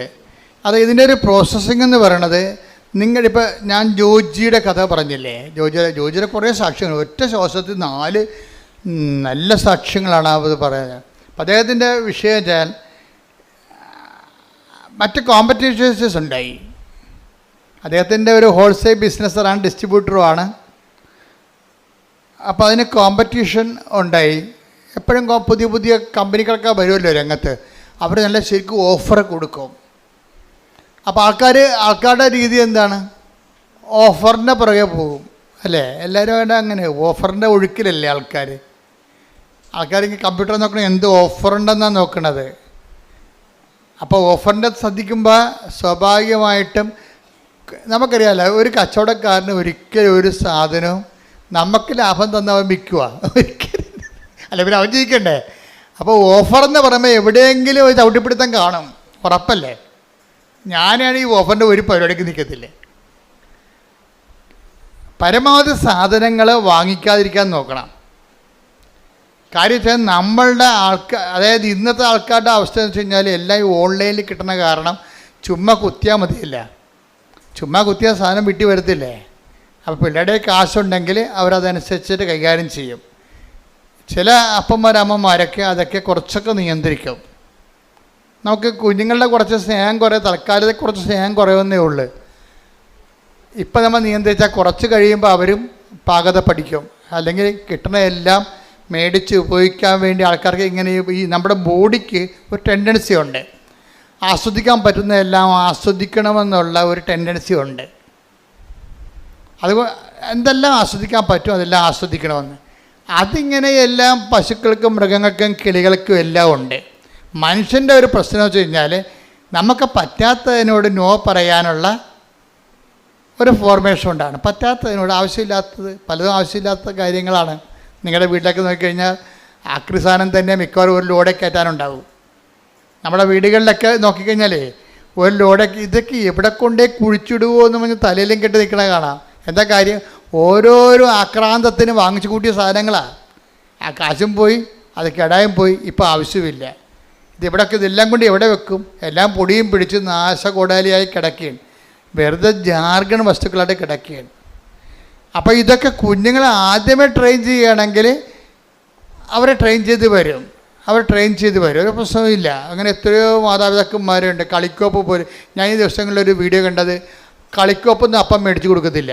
കാര്യം അപ്പൻ സൈക്കോളജിസ്റ്റാണ്. അപ്പൻ ചിൽഡ്രൻ സ്പെഷ്യലിസ്റ്റ് സൈക്കോളജിസ്റ്റാണ്. അപ്പോൾ അപ്പനെ അറിയാം. അപ്പനെ സംബന്ധിച്ചിടത്തോളം അപ്പനും അമ്മയും ചെറുപ്പക്കാരാണ്, രണ്ടുപേരും ജോലിക്കാരാണ്. കുഞ്ഞുങ്ങൾക്ക് കുറേ വീടുകളിൽ തന്നെയുള്ള കടലാസ് പെട്ടി അങ്ങനെ കുറേ സാധനങ്ങളൊക്കെ ഉണ്ട്. പിള്ളേർക്ക് എന്താ വേണ്ടതെന്ന് വെച്ച് കഴിഞ്ഞാൽ, പിള്ളേർക്ക് സായിപ്പല്ലേ കളിക്കോപ്പ് കൊണ്ടുവന്നത് ഇവിടെ. സായിപ്പ് കളിക്കോപ്പ് എന്ന് വെച്ചാൽ അയാൾ എന്താ ചെയ്തിരിക്കുക, അവരെന്താ ചെയ്തിരിക്കണം, അവർക്ക് പിള്ളേരെ കൊണ്ടു നടക്കാനോ നമ്മളെപ്പോലെ താലോലിക്കാനോ വളർത്താനോ ഒന്നും താല്പര്യമില്ല. അവർക്ക് പട്ടിക്കുഞ്ഞിനെ കൊടുക്കുകയാണെങ്കിൽ അവർ കുറച്ചുകൂടി സന്തോഷമായിട്ട് കുഞ്ഞുങ്ങളെ കൂടുതൽ കുഞ്ഞിനെ വളർത്തുവർ. അവരുടെ നേച്ചർ അതാണ്. അവരുടെ കുറ്റപ്പെടുത്തിയ കാര്യമില്ല. അത് ഭയങ്കര ചരിത്രമാണ്. ഞാൻ കാനഡയിൽ ചെന്നപ്പോഴുണ്ട്, രാവിലെ പുറത്തിറങ്ങിയപ്പോഴുണ്ട്, എല്ലാ സായിപ്പിൻ്റെ കയ്യിലും ഓരോ പട്ടിയുണ്ട്, ഓരോ കൂടുമുണ്ട്, പ്ലാസ്റ്റിക് കൂട്. എന്തിനാണെന്നറിയാമോ? പട്ടിനെയും കൊണ്ട് നടക്കാൻ ഇറങ്ങുന്നതാണ്. അപ്പോൾ അതിൻ്റെ അടുത്ത് പട്ടി കാഷ്ടിക്കും. പക്ഷെ അവിടെ ഒരു പ്രശ്നമുണ്ട്, കാഷ്ടം എങ്ങാനും താഴെ കിടന്നാൽ മുനിസിപ്പാലിറ്റി ടാക്സ് അടിക്കും. അത് കാരണം ആളുടെ പട്ടിയുടെ കാഷ്ടമാണ് താഴെ വഴിയെ പോണത്, അയാൾ തന്നെ അത് കോരിയെടുക്കണം. എന്നിട്ട് അവർ കൊണ്ടുവന്നൊരു ഡസ്റ്റ്ബിന്നിലിടും. ഇതെല്ലാം കൂടി കൊണ്ടുവന്നിട്ട് മുനിസിപ്പാലിറ്റി പട്ടിത്തിടം കൊണ്ടുപോകും. അത് അവരുടെ ലൈഫിൻ്റെ ഭാഗമായിട്ടാണ് അത് വന്നിരിക്കുന്നത്. അവർ പിള്ളേരൊക്കെ ഒഴിവാക്കിയിട്ട് പട്ടിക്കുഞ്ഞിനെ എടുത്ത് കക്ഷത്തിൽ വെച്ചിട്ട് പിള്ളേരെ മറ്റേ ട്രോളിയൊക്കെ ഏറ്റിക്കൊണ്ട് പോകുന്നത് നമ്മൾ കണ്ടിട്ടില്ലേ? അത് അവർക്കത് വലിയ അവരുടെ ലൈഫിൻ്റെ ഭാഗമാണ്. നമുക്കത് കുറ്റം പറയാൻ പറ്റുകയില്ല. അവിടെ കൾച്ചർ അതാണ്. നമ്മുടെ കൾച്ചർ അതല്ല. അവരെ പിള്ളേരെ തങ്ങളിൽ നിന്ന് ഒഴിവാക്കാൻ വേണ്ടി അവർ പലതരത്തിലുള്ള കളിക്കോപ്പുകൾ വാങ്ങിച്ചു കൊടുക്കും. പിന്നെ പിള്ളേർ അപ്പനെയും അമ്മനെയും ഉപേക്ഷിച്ചിട്ട് അതിൻ്റെ പുറകെ നടക്കും. അവർ മരണം വരെ അങ്ങനെ തന്നെയാണ് ജീവിക്കുന്നത്. അപ്പനെയും അമ്മേനെയും ഉപേക്ഷിച്ചിട്ട് അവിടെ കൊണ്ട് നടക്കും. നമ്മളെന്ന് വെച്ച് കഴിഞ്ഞാൽ മക്കളും അമ്മയും അപ്പനും ഒക്കെ എല്ലാം കൂടി ഒരുമിച്ച് ഇരിക്കുകയും അപ്പൻ്റെ മുതുകത്ത് വന്ന് മക്കൾ കുത്തിമറിയുകയും എന്തെങ്കിലും സാധനമൊക്കെ എടുത്ത് നശിപ്പിച്ച് കളയുകയും താഴെ ഇടുകയും നമ്മൾ എടുത്തു കൊടുക്കുകയും. അപ്പോൾ വലിയ ചിലവൊന്നുമില്ല. പിള്ളേർക്ക് ആക്ടിവിറ്റി ഉണ്ടായാൽ മതിയൊന്നുമുണ്ട്. അപ്പോൾ ഈ ചൈൽഡ് സൈക്കോളജിസ്റ്റ് ഭയങ്കര രസമാണ് അയാളുടെ വീഡിയോ. അയാൾ പറയണത് എന്താ വെച്ചാൽ ഇതിൻ്റെ ആവശ്യമില്ലാത്ത സാധനങ്ങൾ വാങ്ങിച്ചു കൊടുക്കുമ്പോൾ കുഞ്ഞുങ്ങൾ നമ്മളെ വിട്ടു പോവുകയാണ് ചെയ്യണം. നമുക്ക് സമയമുള്ളപ്പോൾ കുഞ്ഞുങ്ങളുടെ കൂടെ ഇരിക്കുക. ഇതിൽ കുഞ്ഞുങ്ങളുടെ ആക്ടിവിറ്റികളുടെ കൂടെ നമ്മൾ ഒരാളായിട്ട് കാണണം. കുഞ്ഞുങ്ങളുടെ ആക്ടിവിറ്റിയുടെ കൊണ്ടുമ്പോൾ അവിടെ അപ്പന്മാരൊക്കെ അങ്ങനെ ചെയ്യുമായിരുന്നു. അപ്പന്മാരൊക്കെ ഓലപ്പമ്പരൊക്കെ ഉണ്ടാക്കി കൂടെ പിള്ളേരുടെ കൂടെ നിൽക്കും, ഓടിക്കും അല്ലേ? വണ്ടി ഓടിക്കുമ്പോൾ പിള്ളേരുടെ കൂടെ ഓടിക്കണ കാണാം. അപ്പോൾ പിള്ളേരുടെ കൂടെ അങ്ങനെയാണ് നമ്മുടെ ഒരു കൾച്ചർ എന്ന് പറയണത്. ഇപ്പോൾ സായിപ്പിൻ്റെ സാധനം നമുക്ക് കിട്ടിക്കഴിഞ്ഞപ്പോൾ നമ്മൾ യന്ത്രവണ്ടിയും തോക്ക് കൊണ്ട് വെടിവെക്കുന്ന ആൾക്കാരെയൊക്കെയാണ് കാണിക്കണത്. അപ്പോൾ പിള്ളേർ നമ്മളെ മാറ്റിയിട്ട് നാട്ടുകാരെ വെടിവെച്ച് നടക്കും. അപ്പോൾ ഇതിനകത്ത് എല്ലാത്തിനകത്തും ഓരോ രീതികളുണ്ട്. ഓരോ രീതികൾ ഞാൻ പറഞ്ഞു വരുന്നതിൻ്റെ കാരണം വെച്ച് കഴിഞ്ഞാൽ ഈ ഉടമ്പടി ജീവിതത്തിലേക്ക് നമ്മൾ വരുമ്പോൾ ഇപ്പോൾ ഈ നമ്മൾ പറഞ്ഞിട്ടുന്ന വിഷയം ഈ ജോർജിയുടെ വിഷയമാണ്. ജോർജിയുടെ വിഷയത്തിൽ ജോർജി ഈ കട ഇങ്ങനെ വലിയ പ്രശ്നമായി തീർന്നു. കോമ്പറ്റീഷൻ വന്നു കഴിഞ്ഞപ്പോൾ കട പൂട്ടേണ്ട അവസ്ഥ വന്ന് ഓഫർ വന്നു ഒത്തിരി. അയാളുടെ തന്നെ അയാളുടെ കടയിലുള്ള വസ്തുക്കൾ അതിനേക്കാൾ പകുതി വിലക്ക് നാട്ടുകാർക്ക് കിട്ടുന്ന അവസ്ഥ വന്നപ്പോൾ കട പൂട്ടിപ്പോയി. ഓഫർ വന്നതുകൊണ്ടാണ്. ഇയാൾക്ക് അതുപോലെ ഓഫറൊന്നും കൊടുക്കാൻ പറ്റണില്ല. നമ്മുടെ ജീവിതത്തിൽ വരുന്നൊരു പ്രശ്നമാണ് ഉടമ്പടിയും ഓഫറും ഒക്കെ വരുമ്പോൾ നമ്മൾ നോക്കുമ്പോൾ ഉടമ്പടിയുടെ ഒരു ജീവിതം, പക്ഷേ നമ്മൾ അനുഭവിക്കുന്ന ഫീൽഡിൽ നമ്മൾ അനുഭവിക്കുന്നത് ഇതിനേക്കാളും മാരകമായ പ്രഹരങ്ങളാണ് നമുക്ക് കേൾക്കുന്നത്. കട പൂട്ടിപ്പോയി. പക്ഷെ കട പൂട്ടിയെങ്കിൽ ഇവർ ഒരു കട തുറന്നു വെച്ചിട്ടുണ്ടിരുന്നത്. ഏതാണ്? ദേവാലയം തുറന്നു വെച്ചുകൊണ്ടിരുന്നു. ഈ ഭാര്യയും ഭർത്താവിൻ്റെ ഉടമ്പടി ജീവിതം അവർക്ക് കൊടുത്തതിൻ്റെ മാർഗ്ഗം അതാണ്. അവർ പറയുന്നത് ഞങ്ങളുടെ കട പൂട്ടിപ്പോയി, പക്ഷേ കർത്താവിൻ്റെ ആലയം തുറന്നിട്ടുണ്ടായിരുന്നല്ല. അപ്പം ഞങ്ങളുടെ കർത്താവിൻ്റെ ആലയത്തിൽ മുടങ്ങാൻ പോകും. എപ്പോഴായാലും കർത്താവ് ഞങ്ങൾക്കൊരു വഴി. കാര്യം ഉടമ്പടി വർക്ക് ചെയ്യണം എങ്ങനെയാണ്? Not by merit but by grace. Offer എന്നൊക്കെ പറഞ്ഞാൽ മെറിറ്റിൻ്റെ അകത്ത് വരുന്ന കാര്യങ്ങളല്ലേ. അപ്പോൾ പലതുകൊണ്ടും നമ്മുടെ ജോലി നഷ്ടപ്പെട്ടു പോയാലും ശരി, ഈ ഉടമ്പടി വർക്ക് ചെയ്യണത് മെറിറ്റിലല്ല. ലോകത്തിലുള്ള എല്ലാ കാര്യങ്ങളും വർക്ക് ചെയ്യണത് മെറിറ്റിലാണ്. ഇപ്പോൾ പഹല ആക്രമണമില്ലേ? ഇപ്പോൾ പ്രധാനമന്ത്രിയെ ചില അണ്ണന്മാർ ചില പട്ടാളക്കാർക്ക് കുറ്റപ്പെടുത്തുന്നത് എന്താ? വേറെ ഒരു പട്ടാളം തുടങ്ങിയത് കാരണം നമ്മളെ മിലിറ്ററി ട്രെയിനിങ് ആ കാലാകാലങ്ങളിൽ വരുന്ന ചെറുപ്പക്കാരെ എടുത്തുകൊണ്ട് ബോർഡർ സെക്യൂരിറ്റി ചെയ്യാൻ വേണ്ടി ഉള്ള ആൾക്കാരെ വേറെ ഒരു അഗ്നിവീറെന്നും പറഞ്ഞ് വേറെ പദ്ധതി തുടങ്ങിയെന്നാണ് പറയണത്. മോഡി നല്ല ഉദ്ദേശത്തിൽ തന്നെ തുടങ്ങിയതാണത്. അതിൻ്റെ ഫലം ഇനി ഭരണകാലത്ത് നമുക്ക് അനുഭവിക്കുകയുള്ളൂ. പക്ഷേ പെട്ടെന്ന് ഇങ്ങനെ ഒരു പ്രശ്നങ്ങളുണ്ടായി. ഇങ്ങനെ ഒരു പ്രശ്നം പെട്ടെന്ന് ഉണ്ടായി. രാജ്യം മുഴുവൻ ദുഃഖത്തിലാണ്, നമ്മളും ദുഃഖത്തിലാണ്. നമ്മുടെ രാജ്യത്തിൻ്റെ നന്മയ്ക്ക് വേണ്ടി, അഖണ്ഡതയ്ക്ക് വേണ്ടി, സമാധാനത്തിന് വേണ്ടി പ്രാർത്ഥിച്ചുകൊണ്ടിരിക്കുന്നതാണ്. ശ്രുതികട്ടെ ഹല്ലേലൂയ, ശ്രുതികട്ടെ ഹല്ലേലൂയ. ഹല്ലേലൂയ, ഹല്ലേലൂയ, ഹല്ലേലൂയ. രാജ്യത്തിന്റെ സുരക്ഷിതത്വത്തിന് വേണ്ടി ഉടമ്പടി എടുത്ത് പ്രാർത്ഥിക്കുന്ന ഞങ്ങൾ എല്ലാവരും ആരാധനയോട് ചേർന്ന് പ്രാർത്ഥിക്കുന്നു. മാതാവിന്റെ പ്രത്യേക സംരക്ഷണം ഇന്ത്യ എന്ന മഹാരാജ്യത്തിനുണ്ടാകുവാൻ ഈ ആരാധനയിലൂടെ ഞങ്ങൾ പ്രാർത്ഥിക്കുന്നു. പരമദിവ്യകാരുണ്യത്തിന്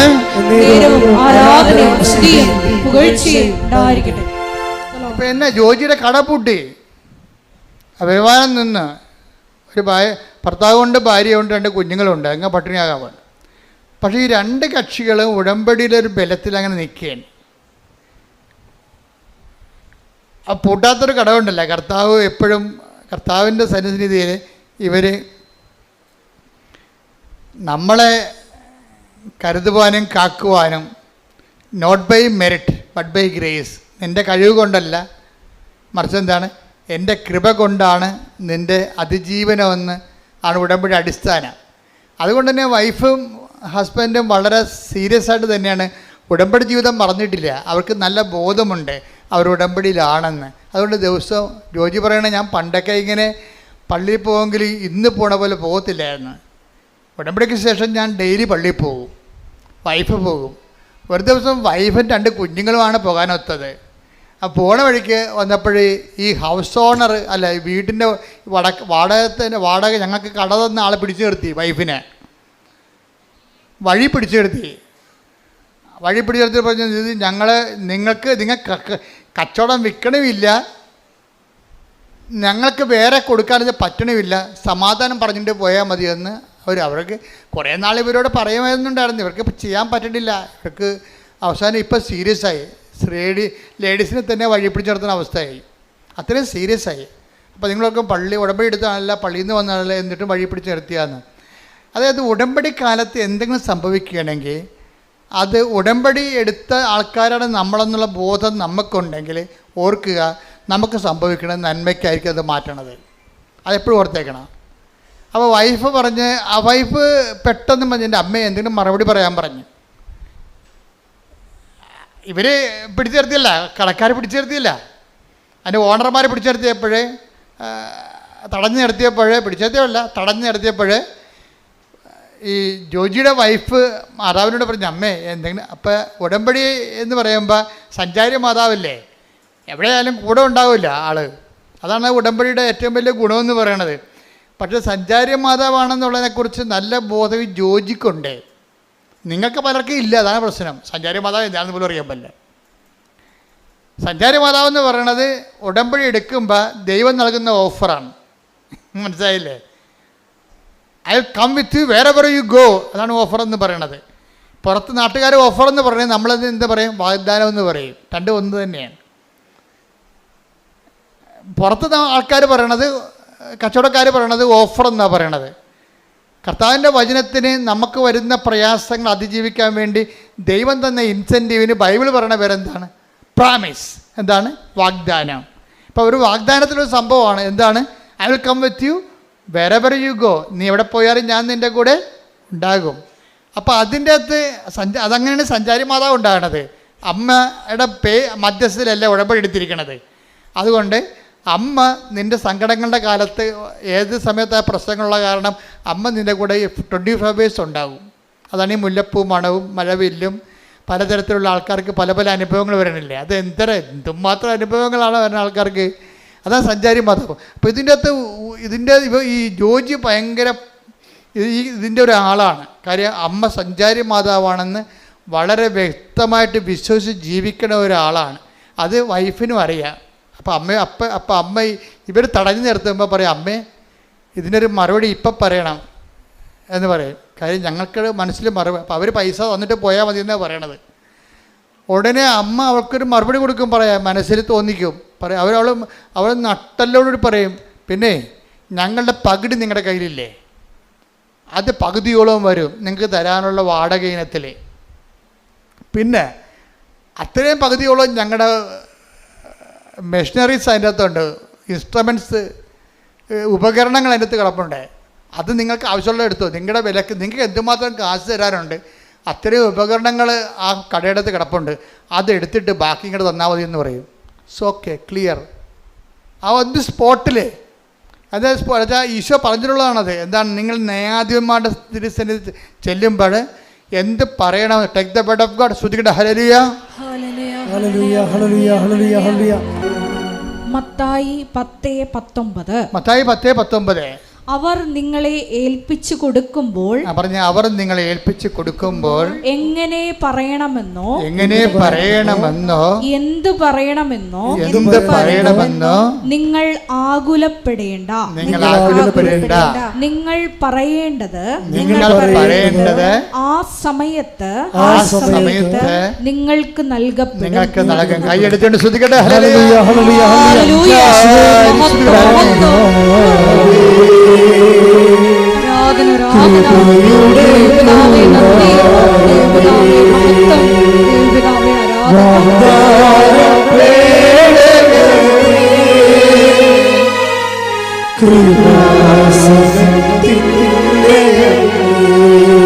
സഞ്ചാരി മാതാവേ,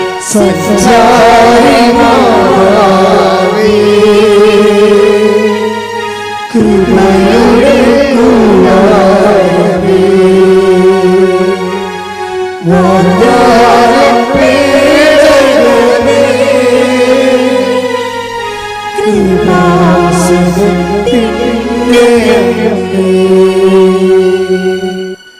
അച്ഛൻ ആദ്യമേ പറഞ്ഞത്. ഉടമ്പടിയിലായിരിക്കുമ്പോൾ നമുക്ക് ഉടമ്പടി ഒരു ബോധമാണ്.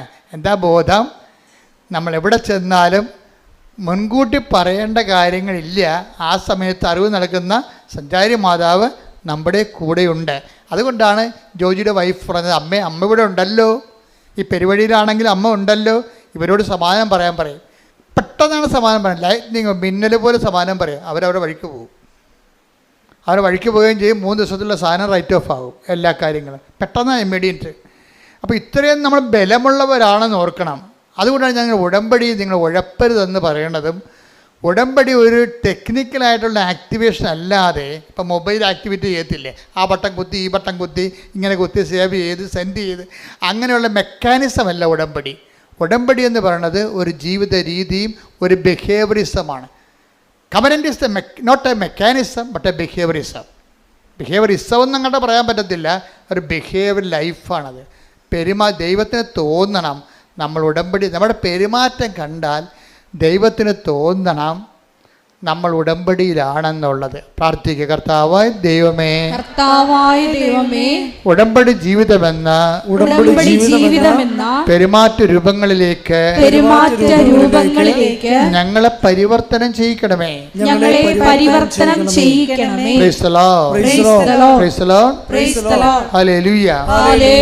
ഇതിനകത്ത് വരുന്നൊരു വിഷയം എന്ന് പറയണതേ, ഇപ്പം കരുണ കാണിക്കാൻ കുറച്ച് സമയമെടുക്കുകയാണെങ്കിൽ അത് പ്രെയർ ടൈമാണ്. മനസ്സിലായില്ലേ? ഉടമ്പടി 3 ആക്ടിവേഷൻ പ്രിൻസിപ്പിളുണ്ട്. എന്തൊക്കെയാണ്? Prayer, proclamation and practice. എന്തൊക്കെയാണ് ഉടമ്പടിയിലെ ആക്ടിവേഷൻ പ്രിൻസിപ്പിൾ 3 എണ്ണമാണ്. എന്താണ്? പ്രാർത്ഥന, പ്രഖ്യാപനം, പ്രയോഗം. ഇതൊക്കെ ആദ്യകാല ക്ലാസ്സെങ്കിലുള്ളതാണ്. ഇപ്പം ഞാൻ പറയാറില്ല. ഇപ്പം നിങ്ങളോട് പറയണേ, ഉടമ്പടിയിൽ ഒരു സംഭവം ആക്ടിവേറ്റ് ചെയ്യണമെന്നുണ്ടെങ്കിൽ അതിനകത്ത് മെയിൻ അതിനകത്ത് ലിങ്ക് പോകരുത്. പ്രാർത്ഥനാ ജീവിതത്തിൻ്റെ പ്രശ്നം വെച്ച് കഴിഞ്ഞാൽ ഈ ചാറ്റമഴ പോലെ തന്നെയും പിന്നെയും പെയ്യുകയല്ല. അതിന് പ്രാർത്ഥന മനസ്സാണ്. എപ്പോഴും ദൈവത്തെക്കുറിച്ച് ഓർക്കുക, ചിന്തിക്കുമ്പോഴൊക്കെ സമയം കിട്ടുമ്പോഴൊക്കെ ബൈബിളെടുത്ത് നോക്കുക. അതിനാണ് അരമണിക്കൂർ ബൈബിൾ എന്ന് പറഞ്ഞാൽ ഒറ്റ സ്ഥലത്തിൽ വായിക്കാനുള്ളതല്ല. 2 മിനിറ്റും 3 മിനിറ്റൊക്കെ വായിച്ചാൽ മതി. അത് ബൈബിൾ തന്നെ എടുത്ത് വായിക്കണമെന്നില്ല. ബൈബിൾ ഉണ്ടെങ്കിൽ ആ മൊബൈൽ ഓൺ ചെയ്തിട്ട് ബൈബിൾ വായിച്ചാൽ മതി. നമുക്കുള്ള സാധ്യതയെല്ലാം പ്രയോജനപ്പെടുത്തണം ഇപ്പോൾ ആൾക്കാർ. കാര്യം ഉടമ്പടി എടുത്തിരിക്കുന്നതിനകത്ത് ഞാൻ മനസ്സിലാക്കിയിരിക്കുന്നത് ഒരു 90% പേരും എബോവ് ആവറേജ് എഡ്യൂക്കേഷനുള്ള ആൾക്കാരാണ്. Above average. അപ്പോൾ അവർക്കിതെല്ലാം ആക്ടിവേറ്റ് ചെയ്യാൻ പെട്ടെന്ന് കഴിയും. അതുകൊണ്ടാണ് വെടിക്കെട്ട് സാക്ഷ്യങ്ങളൊക്കെ അവർ പറയുന്നതിൻ്റെ കാര്യത. എല്ലാ കാര്യങ്ങളെക്കുറിച്ചും അവർക്കതിനെക്കുറിച്ച് തിട്ടമായിട്ട് കാര്യങ്ങൾ അറിയാം. അപ്പം അതുകൊണ്ട് നിങ്ങൾ ഈ കാലം നമുക്ക് നൽകുന്ന എല്ലാ സാധ്യതകളും ദൈവത്തിൽ ജീവിക്കാൻ വേണ്ടി നിങ്ങൾ പ്രയോജനപ്പെടുത്തണം. Praise the Lord. ഹല്ലേലൂയ. അപ്പം ജോജിക്ക് ഇപ്പം ജോലിയില്ലാതെ നടക്കുകയല്ലേ.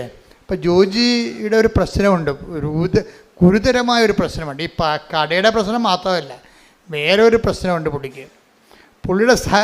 പുള്ളിക്ക് പുറത്തൊന്നും ജോലി കിട്ടത്തില്ല. ഇതുപോലെ കടയെ കൃഷിയൊക്കെ ചെയ്യാനേ പറ്റത്തുള്ളൂ.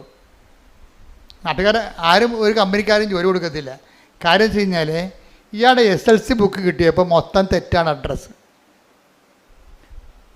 ആ SLC ബുക്ക് വായിച്ചാൽ വീട്ടുപേര് തെറ്റാണ്, ഇനിഷ്യൽ തെറ്റാണ്, അയാളുടെ പേരും തെറ്റാണ്. ഇയാളെ ആ SLC കാലം തൊട്ട് ഈ മനുഷ്യൻ ഇയാളുടെ ജീവിതത്തിൽ വന്ന ശാപമായ പോലെ വന്ന സംഭവമാണ്. അത് കാരണം ഇത് തിരുത്താൻ വേണ്ടി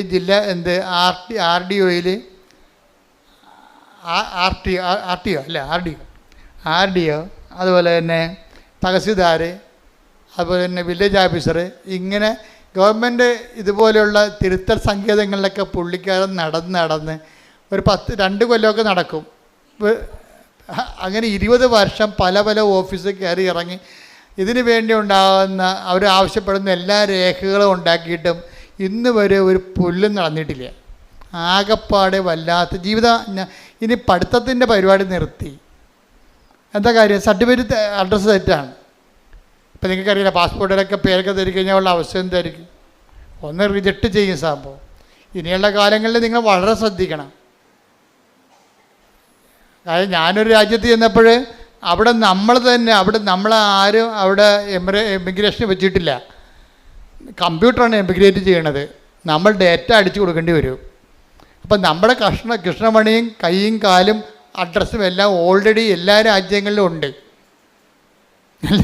നമ്മൾ ഫീഡ് ചെയ്യുമ്പോൾ ഒരു വരകം തെറ്റിപ്പോയി കഴിഞ്ഞാൽ നമ്മളവിടെ നിൽക്കാനേ പറ്റത്തുള്ളൂ, റിജക്റ്റ് ചെയ്ത് കളയും. അത് കാരണം കൊന്തേഞ്ചേരിക്കൊണ്ടാണ്. അപ്പോൾ എന്നെ വിജയകുമാർ സാറ് സഹായിച്ച് അവിടെ ചെന്നപ്പോൾ കൂടെ ഉണ്ടായിരുന്ന കാരണം. നമ്മൾ ഒരു സ്പെല്ലിങ് ഒരു അക്ഷരം തെറ്റിക്കഴിഞ്ഞാൽ കമ്പ്യൂട്ടർ റിജക്റ്റ് ചെയ്യും. അവിടെ ആളില്ല, അവിടെ മിഷനല്ലേ, മിഷന് കണ്ണും മൂക്കും ഉണ്ടാ, പറഞ്ഞാൽ മനസ്സിലാവുക. എന്ത് അപ്പോൾ ഇനിയുള്ള കാര്യങ്ങൾ ചെറുപ്പക്കാർ ഭയങ്കര ശ്രദ്ധിക്കണം കേട്ടാ, ഭയങ്കര സീരിയസ് കാര്യമാണ്. ശ്രദ്ധിക്കട്ടെ മക്കളെ. യേശു സ്വസ്ഥം. ഹല്ലേലൂയ. ഹല്ലേലൂയ, ഹല്ലേലൂയ, ഹല്ലേലൂയ, ഹല്ലേലൂയ. യേശുവേ, സാക്ഷ്യങ്ങളിലൂടെ ഞങ്ങളോട് സംസാരിക്കുന്നതിന് നന്ദി പറയുന്നു. ഹല്ലേലൂയ, ഹല്ലേലൂയ. മഹത്വം, മഹത്വം. കരങ്ങൾ വീശിക്കൊണ്ട്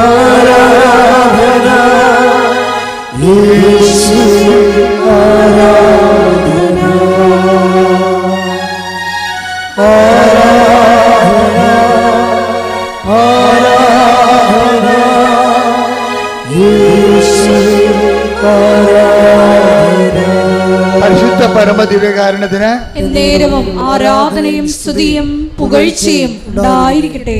അപ്പോഴേ പെട്ടെന്ന് ജോജിയുടെ കടയെല്ലാം പൂട്ടി വരുമാനമെല്ലാം നിലച്ചപ്പോൾ ഒരു കൂട്ടുകാരൻ പറഞ്ഞ്, എടാ ആലപ്പുഴ ഒരു മാതാവുണ്ട്, ഈ സർട്ടിഫിക്കറ്റ് തിരുത്തി തന്നെ നേരെയാക്കണ ആളുണ്ടെന്ന് പറഞ്ഞു. അങ്ങനെ പുള്ളി ഇവിടെ വന്നത്. മാതാവ് പലതരത്തിലുള്ള ആൾക്കാരെ അറിയപ്പെടുന്നത്. അവൻ ജോയിയുടെ സാക്ഷ്യം കേട്ടാൽ മനസ്സിലാവും. അങ്ങനെ പറഞ്ഞിരിക്കണം, ആലപ്പുഴ ഒരു മാതാവുണ്ട്, ഇതൊക്കെ നേരെയാക്കുന്ന ആളാണെന്ന് പറഞ്ഞു. പുള്ളിക്കാരൻ ഇവിടെ വന്നപ്പോഴാണ് കേൾക്കണത് സഞ്ചാരി മാതാവാണെന്ന്. അപ്പോൾ അതിന് പുള്ളിക്ക് സന്തോഷമായി. എന്താ കാര്യം? പുള്ളി ഒറ്റക്ക് കിടന്ന് ജീവിച്ച ആളാണ്. പുള്ളിയെ സഹായിക്കാൻ പ്രത്യേകിച്ച് ആൾക്കാരില്ല. അപ്പോൾ സഹായിക്കാൻ ഒരാളെ കിട്ടിയില്ല എന്നുള്ള സന്തോഷത്തിൽ പുള്ളി ഇത് കംപ്ലീറ്റ് ആയിട്ട് കയറി വിശ്വസിച്ച്. അങ്ങനെ അനുഗ്രഹം കിട്ടി, എൻ്റെ വിശ്വസിക്കാനുള്ള അനുഗ്രഹം കിട്ടി. ആ പുള്ളിയെ നോക്കിയപ്പോൾ ഇവിടെ ഓരോരുത്തരും ഇല്ലാത്ത കുറേ സംഭവങ്ങളൊക്കെ ഉണ്ട്. എന്താ കാര്യം? ഉപ്പുണ്ട്, പിന്നെന്താണ് ഉടമ്പടി തൈലമുണ്ട്. അപ്പോൾ അതിനെക്കുറിച്ച് കൃത്യമായിട്ട് ഞാൻ പറഞ്ഞു കൊടുക്കുന്നുണ്ട് ആൾക്കാർക്ക്. എന്താ കാര്യം? ഇതെല്ലാം ഒന്ന് പ്രാർത്ഥന, ഒന്ന് നമ്മൾ ഈ ഉടമ്പടി ആക്ടിവേറ്റ് ചെയ്യണം എങ്ങനെയാണ്? 1 പ്രാർത്ഥന, 2 പ്രഖ്യാപനം, 3 പ്രയോഗം. അപ്പോൾ ഈ ഉപ്പൻ്റെതാണ് ദൈവത്തിൻ്റെ സാന്നിധ്യത്തിന് ആക്ടിവേറ്റ് ചെയ്യാനാണ് പ്രയോഗം വരണത്. ഇതെന്ത് നമ്മൾ ആക്ടിവേറ്റ് ചെയ്താലും നമുക്ക് സാന്നിധ്യം സംലഭ്യമാകും. അതുകൊണ്ടാണ് ഈ ഉടമ്പടി നമ്മൾ ശ്രദ്ധിക്കുമ്പോൾ ഉടമ്പടിയിൽ അയക്കുന്നവർക്കുള്ള ഓഫർ എന്താണ്? I will come with you wherever you go. നിങ്ങൾ എവിടെയായിരുന്നാലും ഞാൻ നിങ്ങളുടെ കൂടെ ഉണ്ടാകും. ഈ ഉണ്ടാകുന്ന ആളിൻ്റെ ശക്തി അവിടെ സംലഭ്യമാക്കുന്നതിന് വേണ്ടിയാണ് ഈ പ്രയോഗവിധികളുള്ളത്. ആ പ്രയോഗവിധികൾ എന്താ ചെയ്യണത്? അത് ഈ ജോജി പറയണ, ഞാൻ ഇത് അറിഞ്ഞോടുകൂടി ഞാൻ ഉപ്പ് എടുത്തുകൊണ്ട് വില്ലേജ് ഓഫീസിൽ പോയിരുന്നു. ആ സാക്ഷി നിങ്ങൾ കേൾക്കണം കേട്ടോ, നല്ല സാക്ഷിയാണ്. കാര്യം 20 കൊല്ലമായിട്ട് നടക്കാത്ത കാര്യമല്ലേ, സർട്ടിഫിക്കറ്റിൽ വന്നിരിക്കുന്ന പെശകല്ലേ. അപ്പോൾ എത്രയോ കാലം ഈ മനുഷ്യൻ ഇതുപോലെ വില്ലേജ് ഓഫീസ് മാറി വന്ന് വില്ലേജ് ഓഫീസ് താലൂക്ക് ഓഫീസിൽ പോവും. അവർ 100,000 ഉടായ്പകൾ പറഞ്ഞ് ഇയാളെ മടക്കുകയാണ് പതിവ്. അയാൾ വെൽക്കം ചെയ്യത്തില്ല. പക്ഷേ ഇയാളെന്ത് ചെയ്ത് ചെല്ലുമ്പോൾ തന്നെ പുള്ളി പറയുന്നത്, ഞാൻ വിശ്വാസപ്രമാണം ചൊല്ലി ഉപ്പിൻ്റെ 2 തരികൾ വില്ലേജ് ഓഫീസിൽ ഇട്ടെന്ന്. അതാണ് പ്രയോഗം എന്ന് പറയണത്. എന്താ പ്രശ്നം വെച്ച് കഴിഞ്ഞാൽ, അപ്പോൾ അയാളത് പറയുന്നുണ്ട്, ഇത് കൂടോത്രം മന്ത്രവാദമൊന്നുമല്ല, ഒരു വ്യക്തിയിലെ വിശ്വാസത്തെ പ്രയോഗിക്കുന്നതാണ്. എന്താ വിശ്വാസം? അവൻ്റെ വിശ്വാസം എന്താ? യേശു കർത്താവാണെന്ന് അധരം കൊണ്ട് ഏറ്റു പറയണം. ദൈവം അവനെ മരിച്ചവെന്ന് ഉയർപ്പിച്ചെന്ന് ഹൃദയത്തിൽ വിശ്വസിക്കണം. ഇതിൻ്റെ ആക്ടിവേഷനിലാണ് ഈ ഉപ്പ് ഇടണത്. എന്താ കാര്യം? യേശുവിൻ്റെ നാമത്തിൽ ഞാൻ ഇടണത്. തടസ്സങ്ങൾ മാറ്റുന്നത് അങ്ങനെയാണ്. ഇപ്പോൾ 10:17 വായിച്ച് 10:17 അപ്പോസ്തലന്മാർക്ക് തടസ്സങ്ങൾ മാറ്റാനുള്ള അധികാരം കൊടുക്കുന്നുണ്ട്. ലൂക്ക 10:17 വായിച്ചവനെ ശ്രുതിക്കട്ടെ. ഹല്ലേലൂയ, ഹല്ലേലൂയ, ഹല്ലേലൂയ, ഹല്ലേലൂയ. യേശുവേ നന്ദി. ഹല്ലേലൂയ, ഹല്ലേലൂയ. ലൂക്ക 10:17. 72 പേരും 72 പേരും സന്തോഷത്തോടെ തിരിച്ചു വന്നു പറഞ്ഞു, കർത്താവേ, നിന്റെ നാമത്തിൽ പിശാചുക്കൾ പോലും ഞങ്ങൾക്ക് കീഴ്പ്പെടുന്നു. അതാ ആർക്കാണ്? ക്രിസ്തുവിനല്ല. ഇതാരാണത് പ്രഖ്യാപിക്കണം? അവന് കീഴ്പ്പെടുകയാണ്. അതാ എൻ്റെ ഫോർമുല. എന്താ പറയണത്? ഏറ്റു പറഞ്ഞ് 10:17 ലൂക്ക എന്താ പറഞ്ഞ? കർത്താവേ, നിന്റെ നാമത്തിൽ പിശാചുക്കൾ പോലും ഞങ്ങൾക്ക് കീഴ്പ്പെടുന്നു. അപ്പൊ പിശാച് വരെ കീഴ്പ്പെടുന്നുണ്ടെങ്കിലും മനുഷ്യന്റെ നിയമങ്ങളൊക്കെ അതിന് താഴെ ഉള്ളൂ. അപ്പൊ ലോകത്ത് നിന്റെ ജീവിതത്തിന് അട്ടിമറിക്കുന്ന എല്ലാ ശക്തികളെയും തട്ടി താഴെയിടാൻ വേണ്ടിയുള്ള പ്രയോഗവിധികളാണ് വിശ്വാസ പ്രഖ്യാപനത്തിൽ വരണത്. കൈയടിച്ച് ശ്രദ്ധിക്കട്ടെ. ഹല്ലേലൂയ, ഹല്ലേലൂയ, ഹല്ലേലൂയ. മഹത്വം, മഹത്വം. ആരാധന, ആരാധന. ഹല്ലേലൂയ, ഹല്ലേലൂയ. യേശുവേ നന്ദി. യേശു ദൈവമാണ്, ഞാൻ വിശ്വസിക്കുന്നു, ഞാൻ പ്രഖ്യാപിക്കുന്നു. യേശു കർത്താവാണ്, യേശു ദൈവമാണ്, ഞാൻ വിശ്വസിക്കുന്നു, ഞാൻ പ്രഖ്യാപിക്കുന്നു. യേശു രക്ഷക കർത്താവേ, നാഥനേ, യേശുവേ രക്ഷക കർത്താവേ,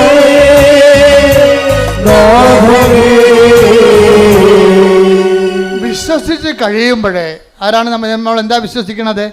യേശു മരിച്ചുയർത്തുന്നിട്ട് യേശു ആരാണെന്ന് വിശ്വസിക്കുന്നു? യേശു കർത്താവാണ്. Take the word of God. 10:17 ശ്രദ്ധിക്കട്ടെ. ഹല്ലേലൂയ, നന്ദി. ഹല്ലേലൂയ, ഹല്ലേലൂയ, ഹല്ലേലൂയ, ഹല്ലേലൂയ, ഹല്ലേലൂയ. യേശുവേ ആരാധന, ആരാധന, ആരാധന. യേശുവേ നന്ദി, മഹത്വം, മഹത്വം. ഹല്ലേലൂയ, ഹല്ലേലൂയ, ഹല്ലേലൂയ. റോമ 10:9. റോമ 10:9. ആകയാൽ യേശു കർത്താവാണ് എന്ന് അധരം കൊണ്ട് ഏറ്റുപറയുകയും ദൈവം അവനെ മരിച്ചവരിൽ നിന്ന് ഉയർപ്പിച്ചു എന്ന് ഹൃദയത്തിൽ വിശ്വസിക്കുകയും ചെയ്താൽ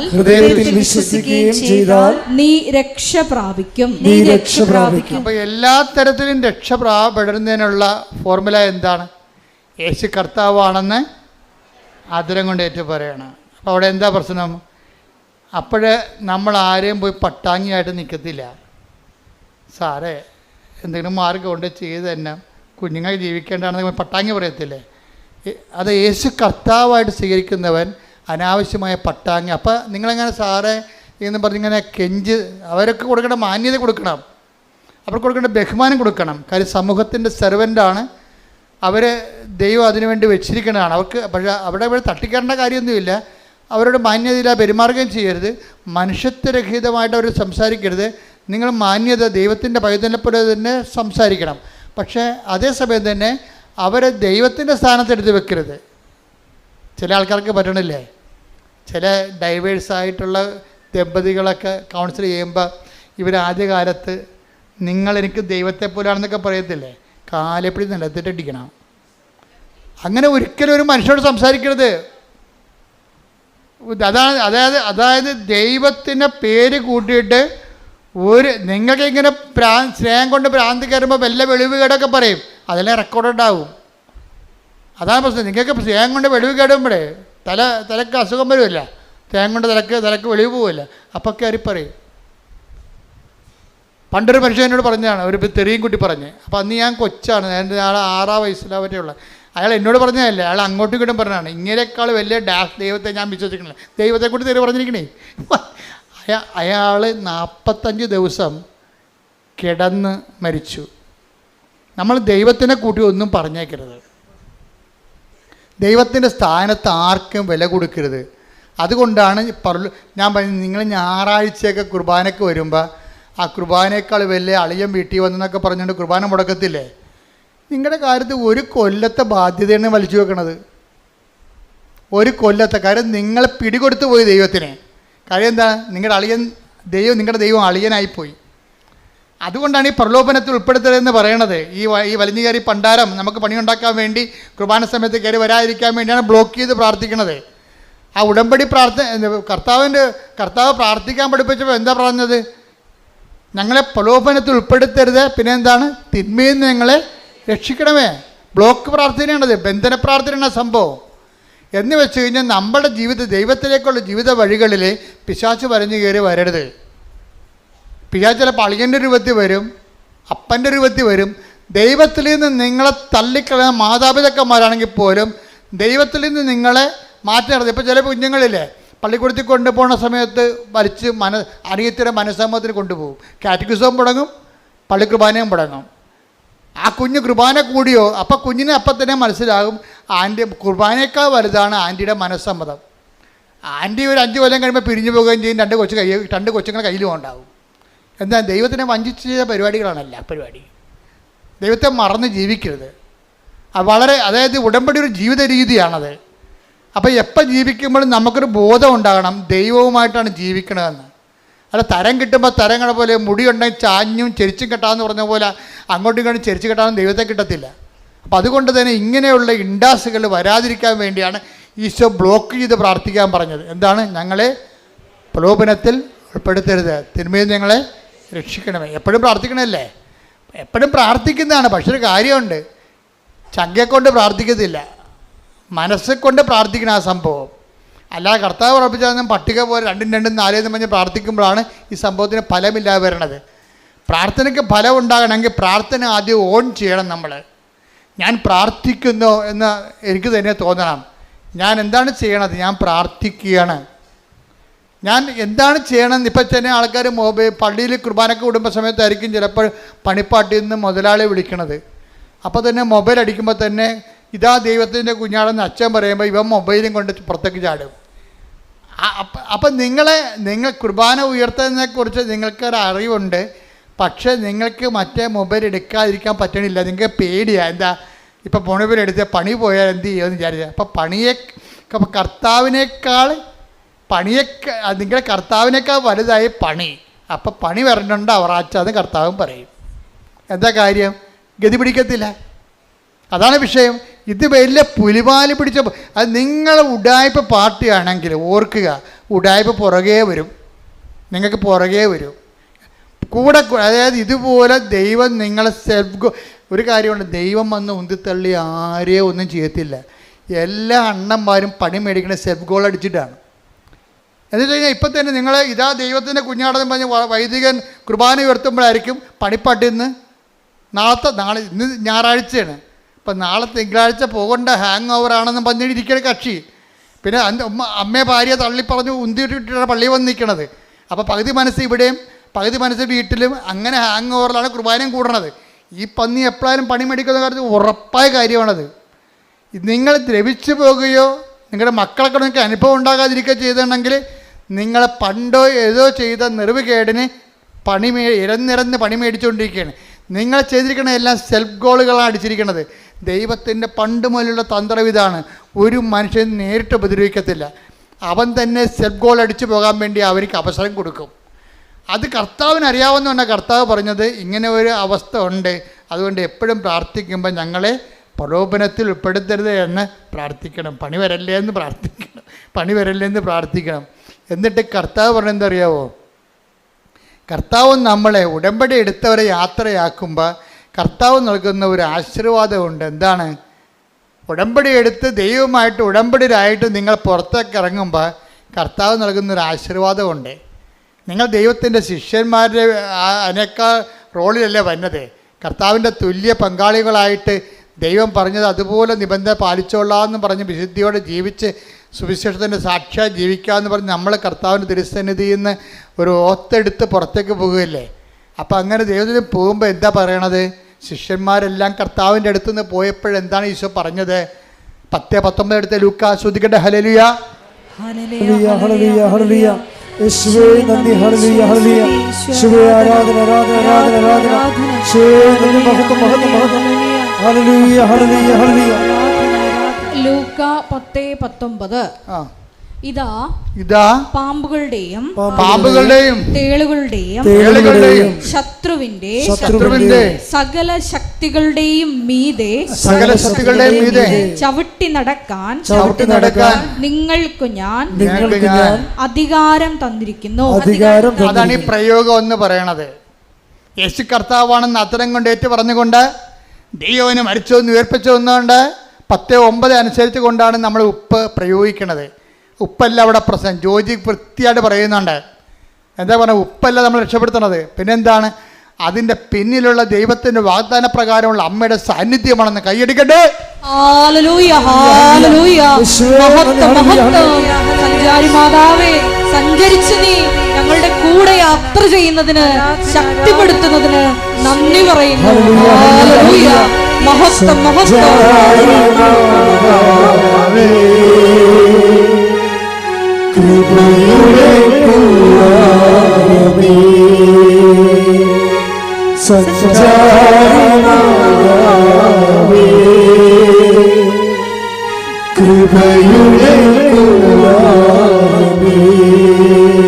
പരിശുദ്ധ പരമ ദിവ്യകാരുണ്യത്തിന് ആരാധനയും സ്തുതിയും പുകഴ്ചയും ഉണ്ടായിരിക്കട്ടെ. അപ്പൊ ഈ എംപവർ ചെയ്താണ് വിടുന്നത്. പവർ അടിച്ചാ പോണ വിടുന്നത്. എന്താ കാര്യം? ഇതാ അത് 10:9 അനുസരിച്ച് അതിൽ വാഗ്ദാനമാണ്. അതിന്റെ വാഗ്ദാനം എന്താണ്? ഇതാ സർപ്പങ്ങളുടെയും പറഞ്ഞേ, ലൂക്ക 10:19. ഇതാ സർപ്പങ്ങളുടെയും തേളുകളുടെയും. ഇപ്പൊ സർപ്പം ഉണ്ടാകും, തേളും ഉണ്ടാവും. എന്ന് പറഞ്ഞു കഴിഞ്ഞാൽ നിങ്ങൾ നോക്കുമ്പോൾ ഇടജന്തുക്കൾ ഇങ്ങനെ വന്ന് നമ്മുടെ മുമ്പിൽ നിൽക്കണം എന്നല്ല പറഞ്ഞ. സർപ്പത്തിൻ്റെ സ്വഭാവം എന്താ? 2 സ്വഭാവമേ പാട്ടിക്കുള്ളൂ. പാട്ടിയുടെ ബിഹേവിയർ എന്താ? സർപ്പത്തിൻ്റെ ബിഹേവിയർ, മൂർഖൻ്റെ ബിഹേവിയർ എന്താ? 2 സ്വഭാവമേ ഉള്ളൂ. ഒന്ന് ഇര പിടിക്കുക, മറ്റത് ആൾക്കാരെ കൊത്തിക്കൊല്ലുക. 2 കാര്യങ്ങളല്ലേ പുള്ളിക്കുള്ളൂ. ഈ സ്വഭാവമുള്ള എന്തുമാത്രം ആൾക്കാരാണ് ഉള്ളത്. അതാണ് സർപ്പം എന്ന് പറയണത്. 2 ചില ആൾക്കാർ വാ വിളിക്കണത് എന്തിനാണ്? മറ്റുള്ള കുറ്റം പറയാൻ, അവരെ എടുത്തി താത്താൻ, അവരുടെ ചിത്രപഥം തരാൻ, അവരെ തേജോപഥം ചെയ്യാൻ. രണ്ടാമത്തത് എന്താണ്? അവരുടെ വയറ്റിപ്പഴപ്പിന് വേണ്ടി. അതന്നെ സർപ്പം എന്ന് പറയണത്. ഇതാ സർപ്പങ്ങളുടെയും തേളുകളുടെയും എന്ന് പറയുമ്പോൾ നിങ്ങൾക്ക് ചുറ്റും സർപ്പമാണെന്ന് നിങ്ങൾ ഓർത്തേക്കണം. നിങ്ങൾക്ക് ചുറ്റും സർപ്പമാണ്. പിന്നെ എന്താ? തേളിലും പണ്ട് ഒരു സന്യാസി ഉണ്ടായിരുന്നു. സന്യാസി കുളിക്കാൻ വേണ്ടി വന്നപ്പോൾ തേള് വെള്ളത്തിൽ കിടക്കണം.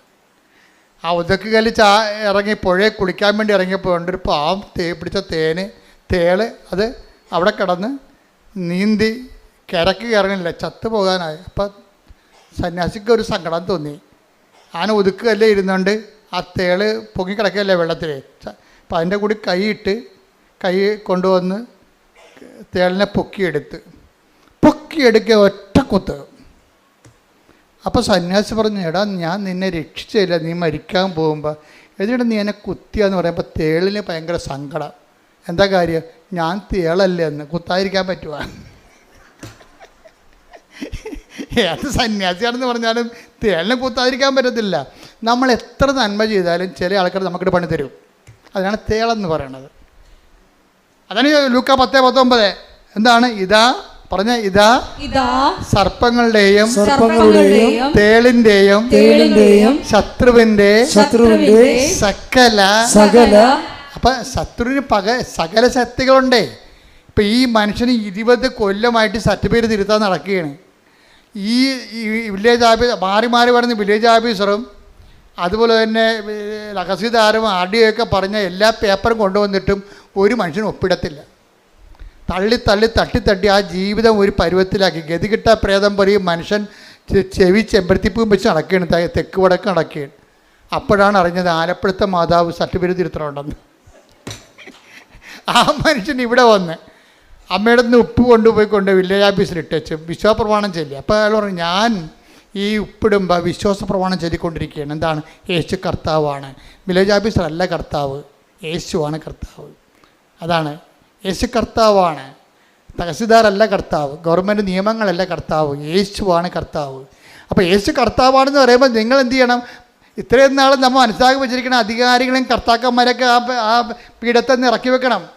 നിങ്ങളുടെ പല കാര്യങ്ങളും നടക്കാത്തതിൻ്റെ കാരണം നിങ്ങളെ പല ആൾക്കാരെയും ദൈവത്തിൻ്റെ സ്ഥാനത്തെടുത്ത് വെച്ചിട്ടുണ്ട്. അതാണ് പ്രശ്നം. ബൈബിൾ പറഞ്ഞത് എന്താണ്? ദൈവത്തിൻ്റെ സ്ഥാനത്ത് പീഠത്തെ കയറ്റി വെച്ചിരിക്കുന്ന അണ്ണന്മാരെല്ലാം താഴെ ഇറക്കണം. എന്താണ്? ഒരാൾ മാത്രമാണ് നിങ്ങളുടെ മരിച്ചിട്ട് ഉയർത്തെന്നേറ്റത്, ഒരാൾ മാത്രമാണ് നിങ്ങളുടെ ഭാരങ്ങളും പാപങ്ങളും ഏറ്റെടുത്തത്. അവരെ പിതാവായ ദൈവം മഹത്വപ്പെടുത്തി ഉയർത്തെന്നിപ്പിച്ചപ്പോഴേ മരണത്തിന് ഞാൻ നാഥനായിരിക്കുന്നവനെ കർത്താവ്, അത് യേശു ക്രിസ്തുവാണ്. കൈയടിക്കട്ടെ.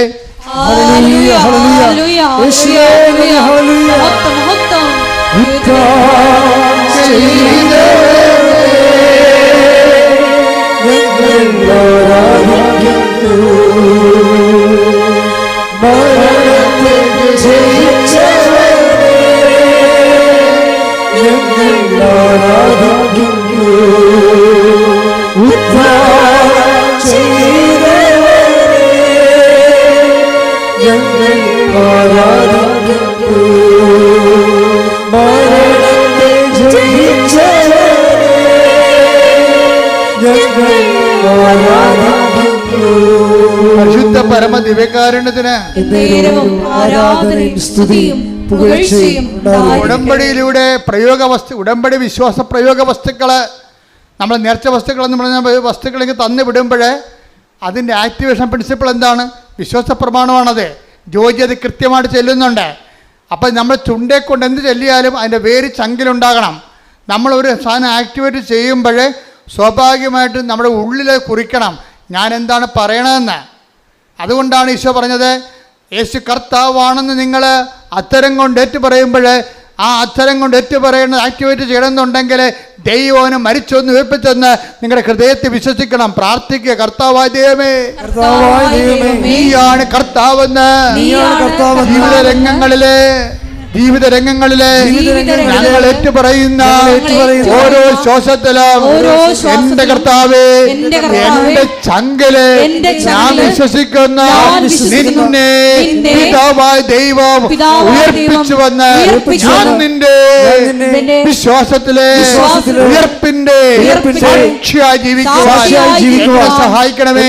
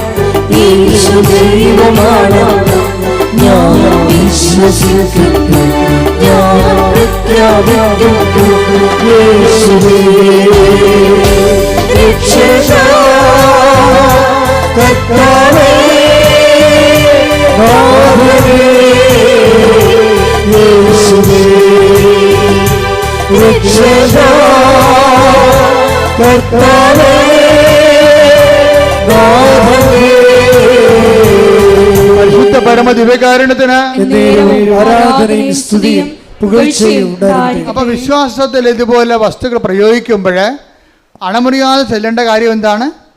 വിശ്വാസ പ്രമാണം. വിശ്വാസ പ്രമാണം ചെല്ലുമ്പോൾ നിങ്ങൾക്ക് എന്തൊക്കെ വേണം? 3 കാര്യങ്ങൾ വേണം. വിശ്വാസം വേണം, ദൈവസ്നേഹം വേണം, പ്രത്യാശ വേണം, ദൈവിക പുണ്യങ്ങൾ. ദൈവിക പുണ്യങ്ങൾ 3. അപ്പോൾ വിശ്വാസ പ്രമാണം ചെല്ലുമ്പോൾ പട്ടിക പോലെ നമുക്കിങ്ങനെ യാന്ത്രികമായിട്ട് ചെല്ലാൻ പറ്റും. അപ്പോൾ അത് ആക്ടിവേറ്റ് ചെയ്യത്തില്ല. വിശ്വാസ പ്രമാണം ചെല്ലുമ്പോൾ ഞങ്ങളൊക്കെ ചെല്ലണം. ഒരു വിശ്വാസ പ്രമാണം ചെല്ലിയാൽ ആ വിശ്വാസ പ്രമാണത്തെ സ്ഫോടകാത്മകമാക്കാൻ വേണ്ടിയുള്ള അതിൻ്റെ TMD ഉണ്ട്. അതെന്താണ്? ആ TMD എന്ന് പറയുന്നത് സ്ഫോടക വസ്തു എന്താണ്? വിശ്വാസം, പ്രത്യാശ, സ്നേഹം. അപ്പം ഇത് എന്താ വെച്ചാൽ ഈ TMD എപ്പോഴും റിവൈസ് ചെയ്തിരിക്കണം നമ്മൾ. അതിൻ്റെ കാര്യം ഇപ്പോൾ ദീർഘദൂര മിസൈൽ എന്ന് പറയത്തില്ലേ, 4000 അടിയൊക്കെ പോകണ അല്ലെങ്കിൽ 6000 അടിയൊക്കെ പോകണ അഗ്നിവീറൊക്കെ സംഭവം, അഗ്നിയൊക്കെ ഇല്ലേ. അപ്പോൾ അതിൻ്റെ സംഭവം വെച്ച് കഴിഞ്ഞാൽ അതിൻ്റെ ക്രയോജനിക് ഇന്ധനം ഭയങ്കര സമ്പുഷ്ടമായിരിക്കും. അത് റിഫൈൻ ചെയ്തിരിക്കണമായിരിക്കും. റിഫൈൻ്റെ ഫോർമുല വളരെ ഷാർപ്പായിട്ടുള്ള ഫോർമുല ആയിരിക്കും. ഇതുപോലെ നിങ്ങളുടെ വിശ്വാസം ഷാർപ്പാകുമ്പോൾ, നിങ്ങളുടെ പ്രത്യാശ ഷാർപ്പാകുമ്പോൾ അതിനേക്കാൾ അടിസ്ഥാനപരമായിട്ട് നിങ്ങൾ ഷാർപ്പാക്കേണ്ട ഒരു കാര്യം എന്താണ്? ദൈവസ്നേഹം. ദൈവപൈലെ ശ്രദ്ധിക്കുക. നിങ്ങൾ രോഗികളെ കാണാൻ പോകുന്നു, വീട്ടുകാരോട് നിങ്ങൾ പെരുമാറുന്നു, അഗതികളോട് പെരുമാറുന്നു, നിങ്ങൾ കർത്താവിൻ്റെ തിരുസന്നിധിയിൽ ആചാരാനുഷ്ഠാനങ്ങളുടെ പ്രാർത്ഥനാവിധികളോട് ജീവിക്കുന്നു, സുവിശേഷം നിങ്ങൾ കൈമാറാൻ വേണ്ടി പത്രങ്ങൾ കൊടുക്കുന്നു, പത്രത്തെക്കുറിച്ച് വിശദീകരിച്ച് കൊടുക്കുന്നു. അതെല്ലാം ചെയ്യുമ്പോഴെല്ലാം നിങ്ങളുടെ മനസ്സിൽ അടിസ്ഥാനപരമായ ഓരോ ദിവസവും സ്നേഹത്തിൻ്റെ ലെവല് കൂടി വരണം. അത് നിങ്ങൾ ഇൻട്രോസ്പെക്റ്റ് ചെയ്യണം. ഓരോ കാര്യം ഓരോ ദിവസം ചെല്ലും തോറും ദൈവത്തിൻ്റെ സ്നേഹം എന്നിൽ കൂടുന്നുണ്ടോ? അതാണ് ഇതിനെ വെല്ലുവിളി എന്ന് പറയുന്നത്. ഉടമ്പടി വ്യക്തി മെനയമനം ചെയ്യണമെന്നുണ്ടെങ്കിൽ ഓരോ ദിവസവും ദൈവസ്നേഹം കൂടിക്കൊണ്ടിരിക്കും. ഇപ്പം ഞാൻ അച്ഛനായിട്ട് 39 കൊല്ലമായില്ലേ, 30 കൊല്ലം അടിക്കടി ദൈവസ്നേഹം കൂടിയിട്ടേ. അതുകൊണ്ടല്ലേ അത് നമ്മളിങ്ങനെ പുതിയ പുതിയ കാര്യങ്ങളൊക്കെ അമ്മ പ്രത്യക്ഷപ്പെടുന്നതും അതുപോലെ തന്നെ പുതിയ ഉടമ്പടി തരണതും 10,000 രക്ഷപ്പെടുന്നത് എന്തുകൊണ്ടാണ്? അതിന് നമ്മുടെ കാലത്തിന് ആനുപാതികമായിട്ട് നമ്മൾ ദൈവത്തിൽ വളരണം. അതിന് ഏറ്റവും വലിയ മാർഗ്ഗം എന്ന് വെച്ചാൽ ദൈവസ്നേഹം കിട്ടുമെന്ന് കണ്ട എൻ്റെ മക്കളെ, ചില വെള്ളമടിക്കാരുണ്ടല്ലോ, മരണ വീട്ടിൽ നിന്ന് മാറത്തില്ല. അന്ന് വരെ ആ വീട്ടുകാരോട് യാതൊരു സ്നേഹമില്ല അവർക്ക്. അപ്പം അവിടെ മരിച്ചു കഴിഞ്ഞാൽ പൊരിഞ്ഞ സ്നേഹമായിരിക്കും. നമ്മളവർക്ക് മരിച്ചാനോടുള്ള താല്പര്യം കൊണ്ടാണ്. അങ്ങനെയല്ല, ആ രാവിലെ പോയി നിൽക്കണത് വൈകുന്നേരം വരെ എല്ലാ ചവപ്പെട്ടിക്ക് ഓടുന്ന്, റീത്തിനോടുന്ന്, ഉടുപ്പിനോടുന്ന്, പന്തലിടാൻ കൂടുന്ന്, കസരെടുത്ത് വെക്കുന്നു, ഭയങ്കര പരിപാടിയായിരിക്കും. എല്ലാം കുഴിച്ചിട്ട് കഴിയുമ്പോൾ സന്ധ്യയൊക്കെ സെമിത്തേരിയിൽ ഇവരും ഉണ്ട്. ആ വീട്ടുകാരെല്ലാം ബന്ധുക്കളെല്ലാം പോയാലും ആ വീട്ടുകാരുടെ കൂടെ ഈ കക്ഷിയും ഉണ്ടാകും. അപ്പോൾ അവർ ഒറ്റ ചോദ്യം ചോദിക്കത്തുള്ളൂ, അപ്പം എങ്ങനെയാണെന്ന് ചോദിക്കും. എന്നുവെച്ചാൽ വാട്ടിസ് എവിടെ നിന്നാണ് മേടിക്കണമെന്നാണ് ചോദിക്കണേ. അതിനകത്ത് അപ്പോൾ ഇത്രയും നേരം ചെയ്ത പണി എന്തിനു വേണ്ടിയാണ്? ഈ അപ്പം എങ്ങനെയാണെന്ന് ചോദിക്കാൻ വേണ്ടിയാണ്. വൈകിട്ട് എന്താ പരിപാടി എന്ന് ചോദിക്കില്ല, അതുപോലെയാണ് പരിപാടി. അപ്പം അതുപോലെ ഈ മദ്യത്തോട് കാണിക്കുന്ന ആക്രാന്തം പോലെ തന്നെ ആയിരിക്കണം, അതിനേക്കാൾ ടോപ്പ് ആക്രാന്തമായിരിക്കണം നിങ്ങൾ എന്ത് ചെയ്താലും ദൈവസ്നേഹത്തിന് കൊടുക്കേണ്ടത്. മനസ്സിലായി? എന്ത് ചെയ്താലും. അപ്പം നിങ്ങൾ ഓർക്കണം, ഇപ്പം ഈ കൊച്ചുകൂട്ടം നേടിപ്പെടുന്നത് നമ്മുടെ ഒരു ക്രൂവാണ്, നമ്മുടെ സഹപ്രവർത്തകരാണ്. ഈ കക്ഷി മരക്കുരിശും പിടിച്ചുകൊണ്ട് 3 ദിവസം നടന്ന് എവിടെ പോയി? മലയാറ്റൂർ പോയി. അപ്പോൾ മലയാറ്റൂർ പോയിച്ചും ഈ കക്ഷി നല്ല വർഷങ്ങളായിട്ട് പോണതാണ്. അപ്പോൾ ഇന്നലെ എന്നോട് പറയുമായിരുന്നു, പക്ഷേ ഞങ്ങളുടെ കയ്യിൽ ഒരു വാച്ചുണ്ട്. അപ്പം ഞങ്ങൾ ഒരു നടന്നെത്തി വാച്ചിട്ട് നോക്കും എത്ര കിലോമീറ്റർ നടന്നെന്ന് വാച്ച് പറയുമെന്ന്. അതനുസരിച്ച് അത്രയും കലോറികൾ കത്തി മാറും. 2 ലക്ഷം സ്റ്റെപ്പുണ്ട് ഇവിടുന്ന്. അപ്പോൾ ഈ വാച്ചോട് നോക്കിയപ്പോൾ മനസ്സിലായി, മലയാറ്റൂർ എത്തിയപ്പോൾ 2 ലക്ഷം സ്റ്റെപ്പ് നടന്നിട്ടുണ്ട്. അപ്പോൾ ഇടയ്ക്കിടയ്ക്ക് വാച്ച് നോക്കിയിട്ട് എത്ര സ്റ്റെപ്പ് നടന്നു എന്ന് നോക്കണ്ടേ? ഇത് തന്നെ ഉടമ്പടി ജീവിതമെന്ന് പറയണത്. എന്താ കാര്യം? ഓരോരോ കാര്യങ്ങളും ചെയ്തേച്ചും ദൈവസ്നേഹത്തിൽ എന്തുമാത്രം മുന്നോട്ടായെന്ന് നോക്കണം. പിടികിട്ടില്ലേ? ഓരോരോ ഘട്ടങ്ങൾ പിന്നിടുമ്പോഴും ഓരോരോ ഉടമ്പടി എക്സസൈസ് ചെയ്ത് കഴിയുമ്പോഴും ദൈവസ്നേഹത്തിൽ നിങ്ങൾ എന്തുമാത്രം വളർന്നുവെന്ന് നോക്കണം. അങ്ങനെ ദൈവസ്നേഹത്തിൻ്റെ വളർച്ച ഒരു ആക്രാന്തം വെച്ച് കഴിഞ്ഞാൽ ബാക്കി 2 ഓട്ടോമാറ്റിക്കായിട്ട് സെറ്റ് ചെയ്യും. എന്തൊക്കെയാണ്? പ്രത്യാശയും അതുപോലെ തന്നെ വിശ്വാസവും. നിങ്ങൾ വിശ്വാസത്തിന് അമിത പ്രാധാന്യം കൊടുക്കരുത്.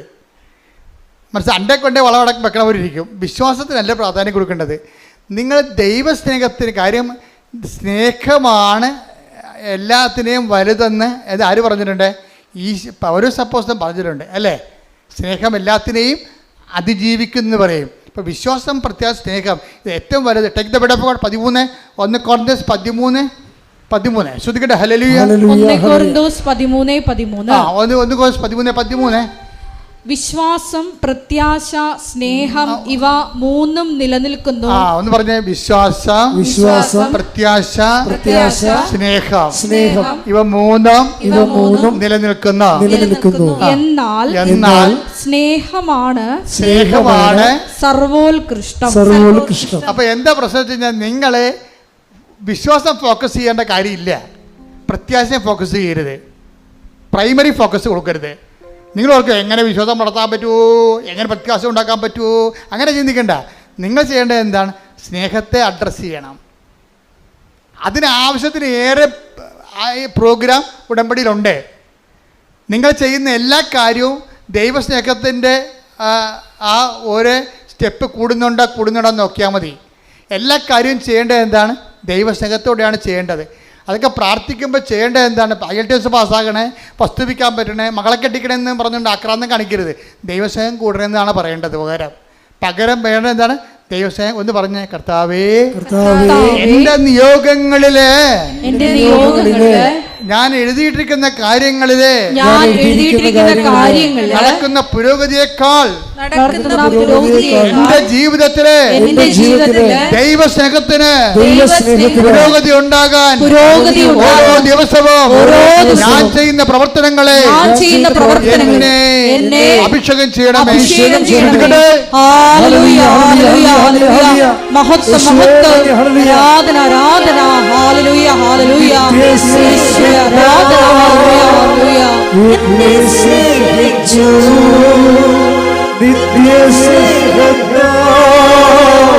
നിത്യസ്നേഹിച്ചു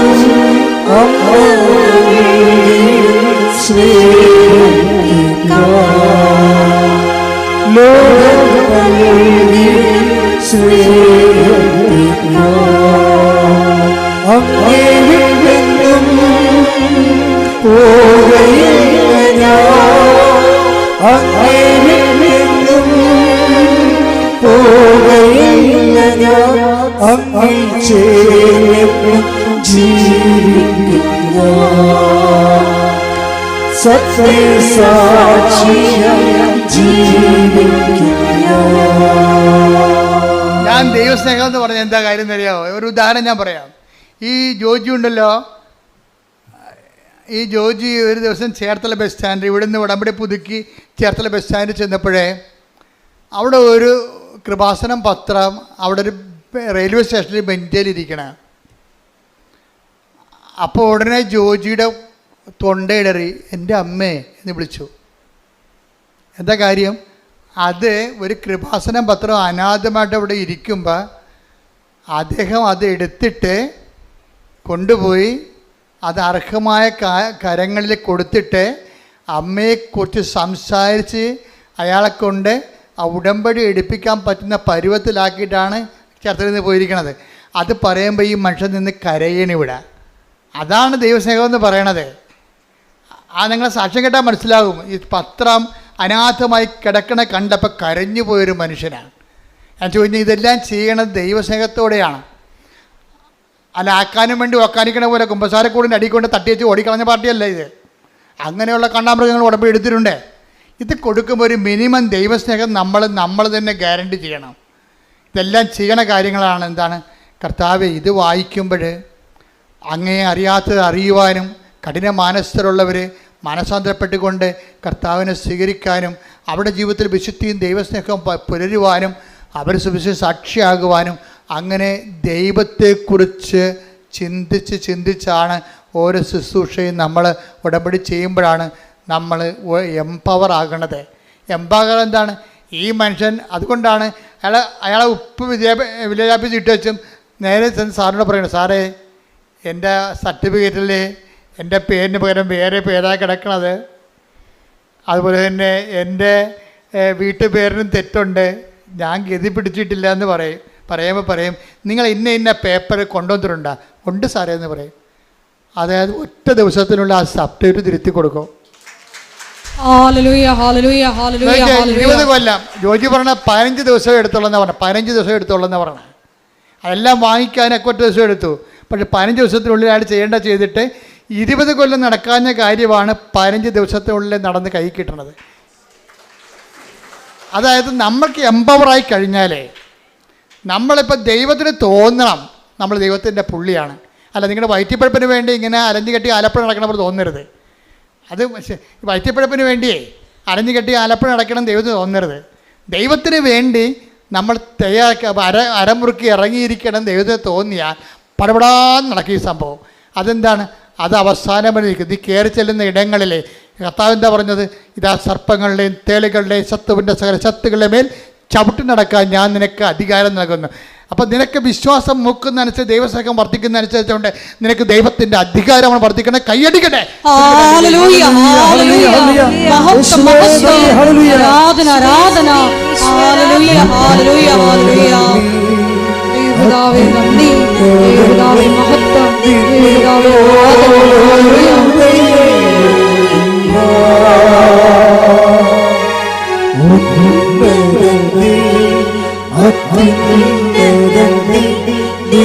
എൻ്റെ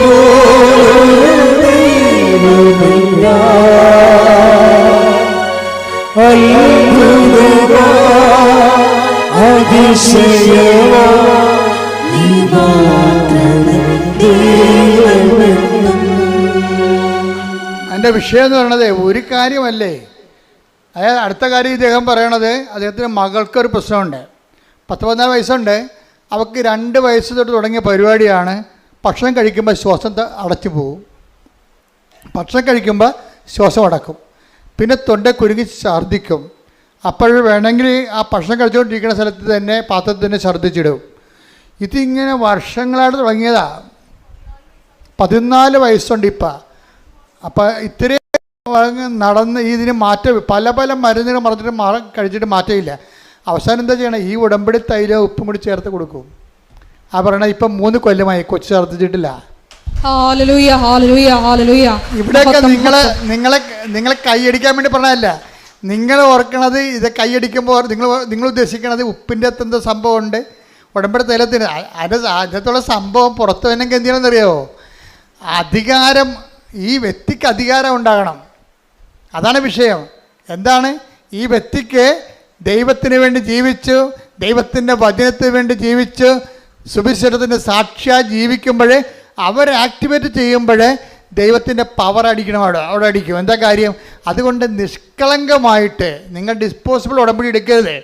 നിങ്ങളൊക്കെ നിങ്ങളുടെ IELTS പാസ്സായി ഇനി വീട്ടിൽ കുത്തിയിരിക്കാമെന്ന് പറഞ്ഞുകൊണ്ട് അതാണ് ഡിസ്പോസിബിൾ ഉടമ്പടി. വസ്തു വിറ്റ് ഇനി എന്താ പ്രശ്നം? തീർന്നു. ഇനി എന്താ പ്രശ്നമെന്ന്? ഇനിയാണ് പ്രശ്നം മൊത്തം ഉള്ളത്.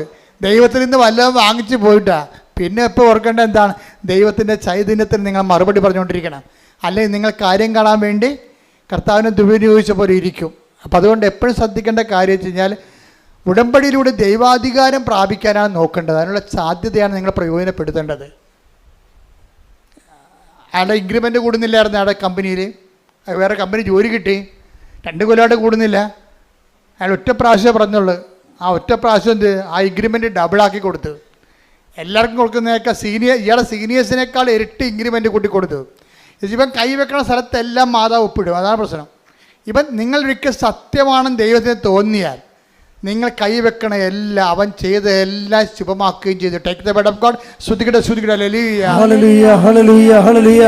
യേശുവേ നന്ദി. ഹല്ലേലൂയ ഹല്ലേലൂയ ഹല്ലേലൂയ ഹല്ലേലൂയ ഹല്ലേലൂയ. യേശുവേ ആരാധന. യേശുവേ മഹത്വം. ഹല്ലേലൂയ ഹല്ലേലൂയ. ഉൽപ്പത്തി 39:23. ജോസഫിനെ ഭരമേൽപ്പിച്ച ഒരു കാര്യത്തിലും കാരാഗൃഹ സൂക്ഷിപ്പുകാരൻ ഇടപെട്ടില്ല. കാരണം കർത്താവ് അവൻ്റെ കൂടെ ഉണ്ടായിരുന്നു. അവൻ ചെയ്തതൊക്കെ കർത്താവ് ശുഭമാക്കുകയും ചെയ്തു. ഇതാ സംഭവം. ഇത് പ്രൊക്ലമേഷനിലുള്ള പ്രോമിസിലുള്ളതാ. ദൈവമായിട്ട് നിന്ന് ജീവിച്ച് ദൈവത്തിനെങ്ങാനും കണ്ണി പിടിച്ചു പോയാൽ പിന്നെ തിരിഞ്ഞു നോക്കേണ്ടി വരത്തില്ല. പിന്നെ എന്താ നിലപാടെന്താ? അവൻ എന്താ ജോസഫിനെ കുറിച്ച് എന്താ എഴുതിയിരിക്കണം എന്ന് ചോദിക്കേ. ഉൽപ്പത്തി 39:23 വായിച്ചേ ഒന്നുകൂടി. ജോസഫിനെ ഭരമേൽപ്പിച്ച ഒരു കാര്യത്തില് കാരാഗൃഹ സൂക്ഷിപ്പുകാരൻ ഇടപെട്ടില്ല. കാരണം എന്താ? കർത്താവ് അവന്റെ കൂടെ ഉണ്ടായിരുന്നു. അവൻ ചെയ്തതൊക്കെയും കർത്താവ് ശുഭമാക്കുകയും ചെയ്തു.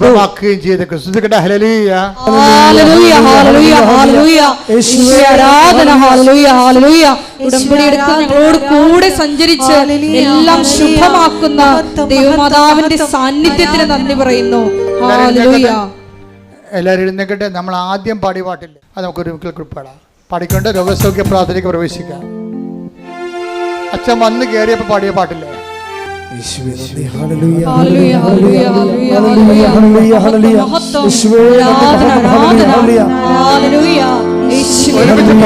എല്ലാവരും പാടണം.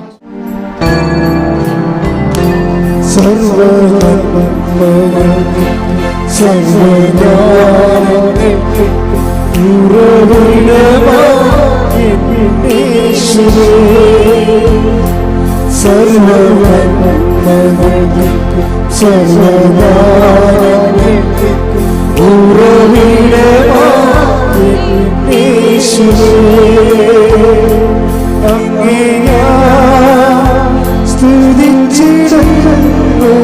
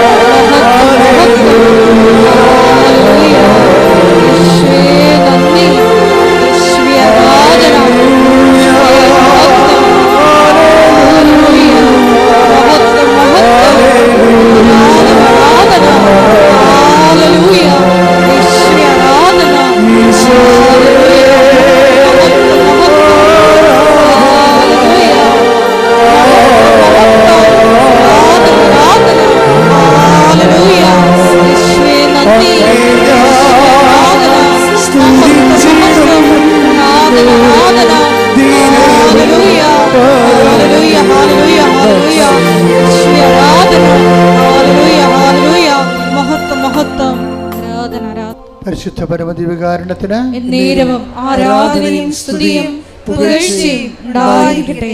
എൻ്റെ പ്രിയപ്പെട്ടവരെ, രോഗസൗഖ്യ പ്രാർത്ഥനയിലേക്ക് നമ്മൾ പ്രവേശിക്കുകയാണ്. അച്ഛൻ വിവിധമായ രോഗങ്ങളെ ശാസിച്ച് കർത്താവിൻ്റെ നാമത്തിൽ ഉച്ചാരണം ചെയ്യുന്ന പ്രാർത്ഥന ചെല്ലുമ്പോൾ നിങ്ങൾ സ്തുതിച്ചുകൊണ്ടിരുന്നാൽ മതി. ഇവിടെ പ്രാർത്ഥിക്കുന്നവരിൽ ഓൺലൈനിൽ പ്രാർത്ഥിക്കുന്നവരൊക്കെ ഇപ്പോഴും പരിശുദ്ധ അമ്മയുടെ മാധ്യസ്ഥത്തിലെ കൃപാസ്ഥാനത്താറ് ജീവനോടെ പ്രത്യക്ഷപ്പെട്ട പരിശുദ്ധയുടെ മാധ്യസ്ഥത്തിലെ ഈശോയുടെ നാമത്തിലെ ദൈവിക ശാസന പ്രാർത്ഥനയുടെ സമയമാണ്. സ്തുതിക്കട്ടെ. ഹല്ലേലൂയ, ഹല്ലേലൂയ, ഹല്ലേലൂയ, ഹല്ലേലൂയ, ഹല്ലേലൂയ, ഹല്ലേലൂയ. കർത്താവിന്റെ ഉന്നതമായ നാമത്തിന് സ്തോത്രം ചെയ്യുന്നു. കർത്താവിന്റെ വിശുദ്ധ പൗരോഹിത്യത്തെ മഹത്വപ്പെടുത്തണമേ. കർത്താവ് സഭയിലുള്ള സാന്നിധ്യം പ്രകടമാക്കണം. കർത്താവിന്റെ വിശുദ്ധ പൗരോഹിത്യത്തെ മഹത്വപ്പെടുത്തണമേ. കർത്താവ് സഭയിലുള്ള സാന്നിധ്യം പ്രകടമാക്കണമേ. 39 വർഷം അർപ്പിച്ച കുർബാനയുടെ യോഗ്യതയായി കൃപാസ്ഥാനത്താറെ ജീവനോടെ പ്രത്യക്ഷപ്പെട്ട പരിശുദ്ധ അമ്മയുടെ മാധ്യസ്ഥതയിൽ കർത്താവിൻ്റെ അവകാശവും ഓഹരിയുമാകുന്ന തിരുസഭയിലെ ഇവിടെ കൂടിയിരിക്കുന്ന എല്ലാ മക്കളുടെ മേലും ഓൺലൈനിൽ പ്രാർത്ഥിക്കുന്നവരുടെ മേലും കർത്താവിൻ്റെ തിരുമുറുപാടുന്ന വലതുകരം അടിപ്പഴ പോലെ വൈതാഖനം പോലെ ദൈവികമായ ശക്തികളിൽ നിറഞ്ഞു നിൽക്കട്ടെ എന്ന് പ്രാർത്ഥിക്കുന്നു. രോഗങ്ങള്, തീരാവ്യാധികള്, ജീവദുരിതങ്ങള് യേശുവിൻ്റെ നാമത്തിൽ, മാർഗരോഗങ്ങള്, തീരാവ്യാധികള്, ജീവദുരിതങ്ങള് യേശുവിൻ്റെ നാമത്തിൽ മാറിപ്പോകട്ടെ എന്ന് പ്രാർത്ഥിക്കുന്നു. സന്ധിബന്ധങ്ങളില്, മാംസപെസ്സുകളില്, രക്തഞരമ്പുകളില്, ശരീരകോശങ്ങളില് കർത്താവിൻ്റെ രക്തം പടരട്ടെ എന്ന് പ്രാർത്ഥിക്കുന്നു.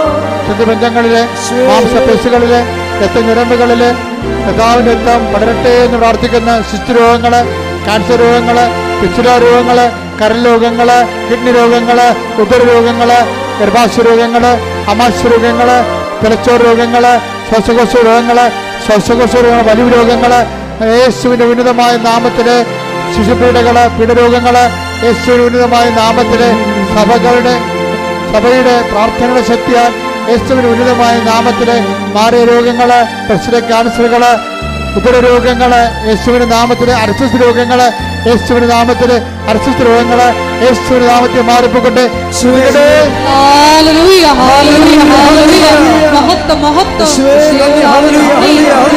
ആരാധന എല്ലാ രോഗങ്ങളും സുഖപ്പെട്ടുകൊണ്ട് നിങ്ങളുടെ നാമത്തെ ഈ ആരാധനയിലൂടെ വീണ്ടും വീണ്ടും മഹത്വപ്പെടുത്തണമേ.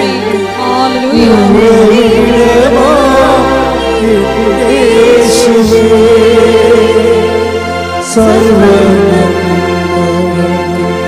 സർവ്വ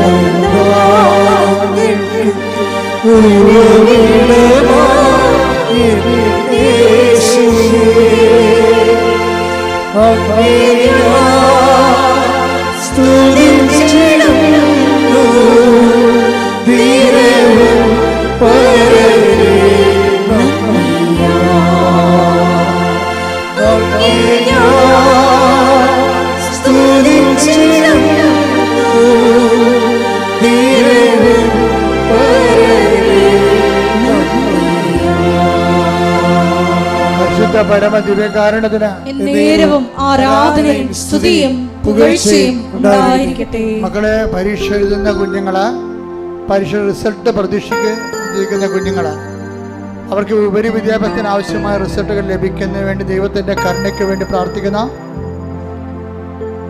അതുപോലെ തന്നെ വസ്തു വിൽക്കാൻ ആഗ്രഹിക്കുന്നവർ, വിറ്റുമാറാത്തവർ, അതിൻ്റെ പേരിൽ കടങ്ങൾ പരിഹരിക്കാൻ പറ്റാത്തവർ, ജപ്തി നടപടികൾ നേരിടുന്നവർ, ജോലിക്ക് ഇൻ്റർവ്യൂ ടെസ്റ്റിനൊക്കെ പോകുന്നവരെ, അതിന് റിസൾട്ട് പ്രതീക്ഷിക്കുന്നവർ ഒക്കെ ഇപ്പോൾ സമർപ്പിച്ച് പ്രാർത്ഥിക്കുന്ന സമയമാണ്. വൈവാഹ ജീവിതത്തിൻ്റെ തടസ്സങ്ങൾ വർഷങ്ങളായിട്ടും വിവാഹം ഒത്തുവരാത്തവർ, വിവാഹത്തിന് പിരിഞ്ഞുപോയ ദമ്പതികൾ ഒരുമിച്ച് താമസിക്കാൻ ആഗ്രഹിക്കുന്നവർക്ക് കർത്താവിൻ്റെ കൃപ ലഭിക്കുന്നതിനെ പ്രാർത്ഥിക്കുന്ന, മക്കളില്ലാത്തവർ, അതുപോലെ വീടില്ലാത്തവർ, വഴിയില്ലാത്തവർ, പലതരത്തിലുള്ള വിഷമം അനുഭവിക്കുന്ന, സാങ്കേതികവും നിയമപരമായ കുരുക്കിൽ അകപ്പെട്ടിരിക്കുന്നവർ, കർത്താവിൻ്റെ കൃപയിൽ അതെല്ലാം വിട്ടുമാറുന്നതിന് വേണ്ടി പ്രാർത്ഥിക്കുന്നു. അന്യരാജ്യങ്ങളിൽ, വിദേശ രാജ്യങ്ങളിൽ വിസ പ്രോസസ്സിംഗ് നടക്കുന്നവരെ, വിസ വീണ്ടും പുതുക്കി കിട്ടാത്തവർ, അതുപോലെ തന്നെ പലതരത്തിലുള്ള ജീവിത പ്രശ്നങ്ങൾ അനുഭവിക്കുന്നവർ, തൊഴിൽ പ്രശ്നങ്ങൾ അനുഭവിക്കുന്നവർ, അവിടെ മേലെല്ലാം ദൈവത്തിൻ്റെ ശക്തി ആവശ്യിക്കുന്നതിന് വേണ്ടി പ്രാർത്ഥിക്കുന്ന, പഠിക്കുന്ന കുഞ്ഞുങ്ങൾ, കൊച്ചുമക്കൾ, ഗർഭിണികൾ, ഗർഭിണിയുടെ രോഗങ്ങൾ, അതുപോലെ ആശുപത്രിയിൽ ആയിരിക്കുന്ന മക്കള്, അവിടെ മേലെല്ലാം കർത്താവിന്റെ കണ്ണയ്ക്ക് വേണ്ടി ഇടിമുഴക്കം പോലെ സ്തുതിക്കട്ടെ. നാമത്തിന് സ്തോത്രം ചെയ്യുന്ന കർത്താവ്, ഇതിന്റെ വിശുദ്ധ പൗരോഹിത്യത്തെ മഹത്വപ്പെടുത്തണമേ. കർത്താവ്, സഭയിലുള്ള സാന്നിധ്യം പ്രകടമാക്കണമേ. 39 വർഷം അർപ്പിച്ച കുമാരയോഗ്യതയാ, ജോലിയില്ലാത്തവര്, വീടില്ലാത്തവര്, വെളിച്ചമില്ലാത്തവർ, വഴിയില്ലാത്തവര്, കർത്താവ്, എല്ലാ തരത്തിലുള്ള തടസ്സങ്ങൾക്ക്, ജപ്തി നടപടികളെ, സാമ്പത്തിക കടങ്ങളാൽ വരുമാന മാർഗമില്ലാത്തവർ, ജീവിതമാർഗം മുട്ടിപ്പോയവര്, കർത്താവ്, സാമ്പത്തിക കടങ്ങൾ അവകാശിക്കുന്ന കടക്കാര്, കടം കൊടുത്തുവിട്ടാനില്ലാതെ കർത്താവ് നാടുവിട്ടു പോയാലെന്ന് ചിന്തിക്കുന്നവർ, ഇങ്ങനെ വ്യത്യസ്തങ്ങളായ ജീവിത രീതികളിൽ ബാങ്ക് ജപ്തികളും നടപടികളുണ്ടായി സാമ്പത്തിക നടപടി നേരിടുന്നവരെ, പോലീസ് നടപടി നേരിടുന്നവരെ, കോടതി നടപടി നേരിടുന്നവരെ, യേശു ക്രിസ്തുവിന്റെ ഉന്നതമായ നാമത്തില് മാർഗ തടസ്സങ്ങള് യേശുവിന്റെ നാമത്തിൽ മാറിപ്പോകട്ടെ. മഹത്വം, ആരാധന, ആരാധന. Hallelujah, hallelujah.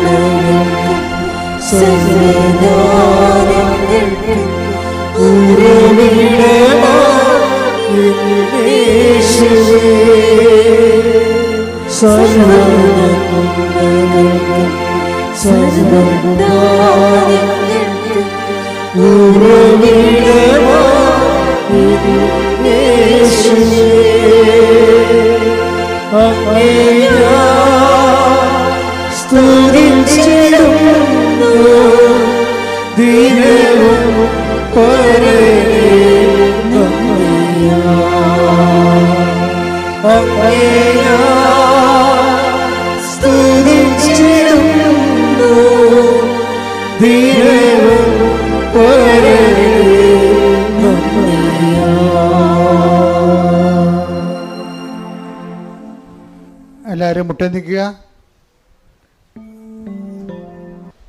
ഒരിക്കൽ കൂടി മരിയൻ ഉടമ്പടിയിൽ സമർപ്പിച്ചിരിക്കുന്ന എല്ലാ വിഷയങ്ങളും ദൈവമാതാവിൻ്റെ മധ്യസ്ഥയിൽ ദിവ്യകാരുണ്യ സന്നിധിയിൽ നമുക്ക് സമർപ്പിച്ച് പ്രാർത്ഥിക്കാം. ദൈവസ്നേഹമാണ് ഏറ്റവും വലുതെന്ന് തിരുവചനത്തിലൂടെ ഈശോ വെളിപ്പെടുത്തുകയായിരുന്നു. ദേവാലയത്തിലേക്ക് കയറുമ്പോൾ സൂക്ഷ്മതയുള്ളവനായിരിക്കണം എന്ന തിരുവചനത്തിലൂടെ ഉടമ്പടി നിബന്ധനകൾ വിശ്വസ്തതാപൂർവം സൂക്ഷ്മതയോടെ പാലിക്കുവാൻ വലിയ അഭിഷേകം ഞങ്ങൾക്ക് തരണമേ എന്ന് പ്രാർത്ഥിച്ചുകൊണ്ട് ശിരസ് നമിച്ച് നമുക്ക് ദിവ്യകാരുണ്യനാഥൻ്റെ ആശീർവാദം സ്വീകരിക്കാം.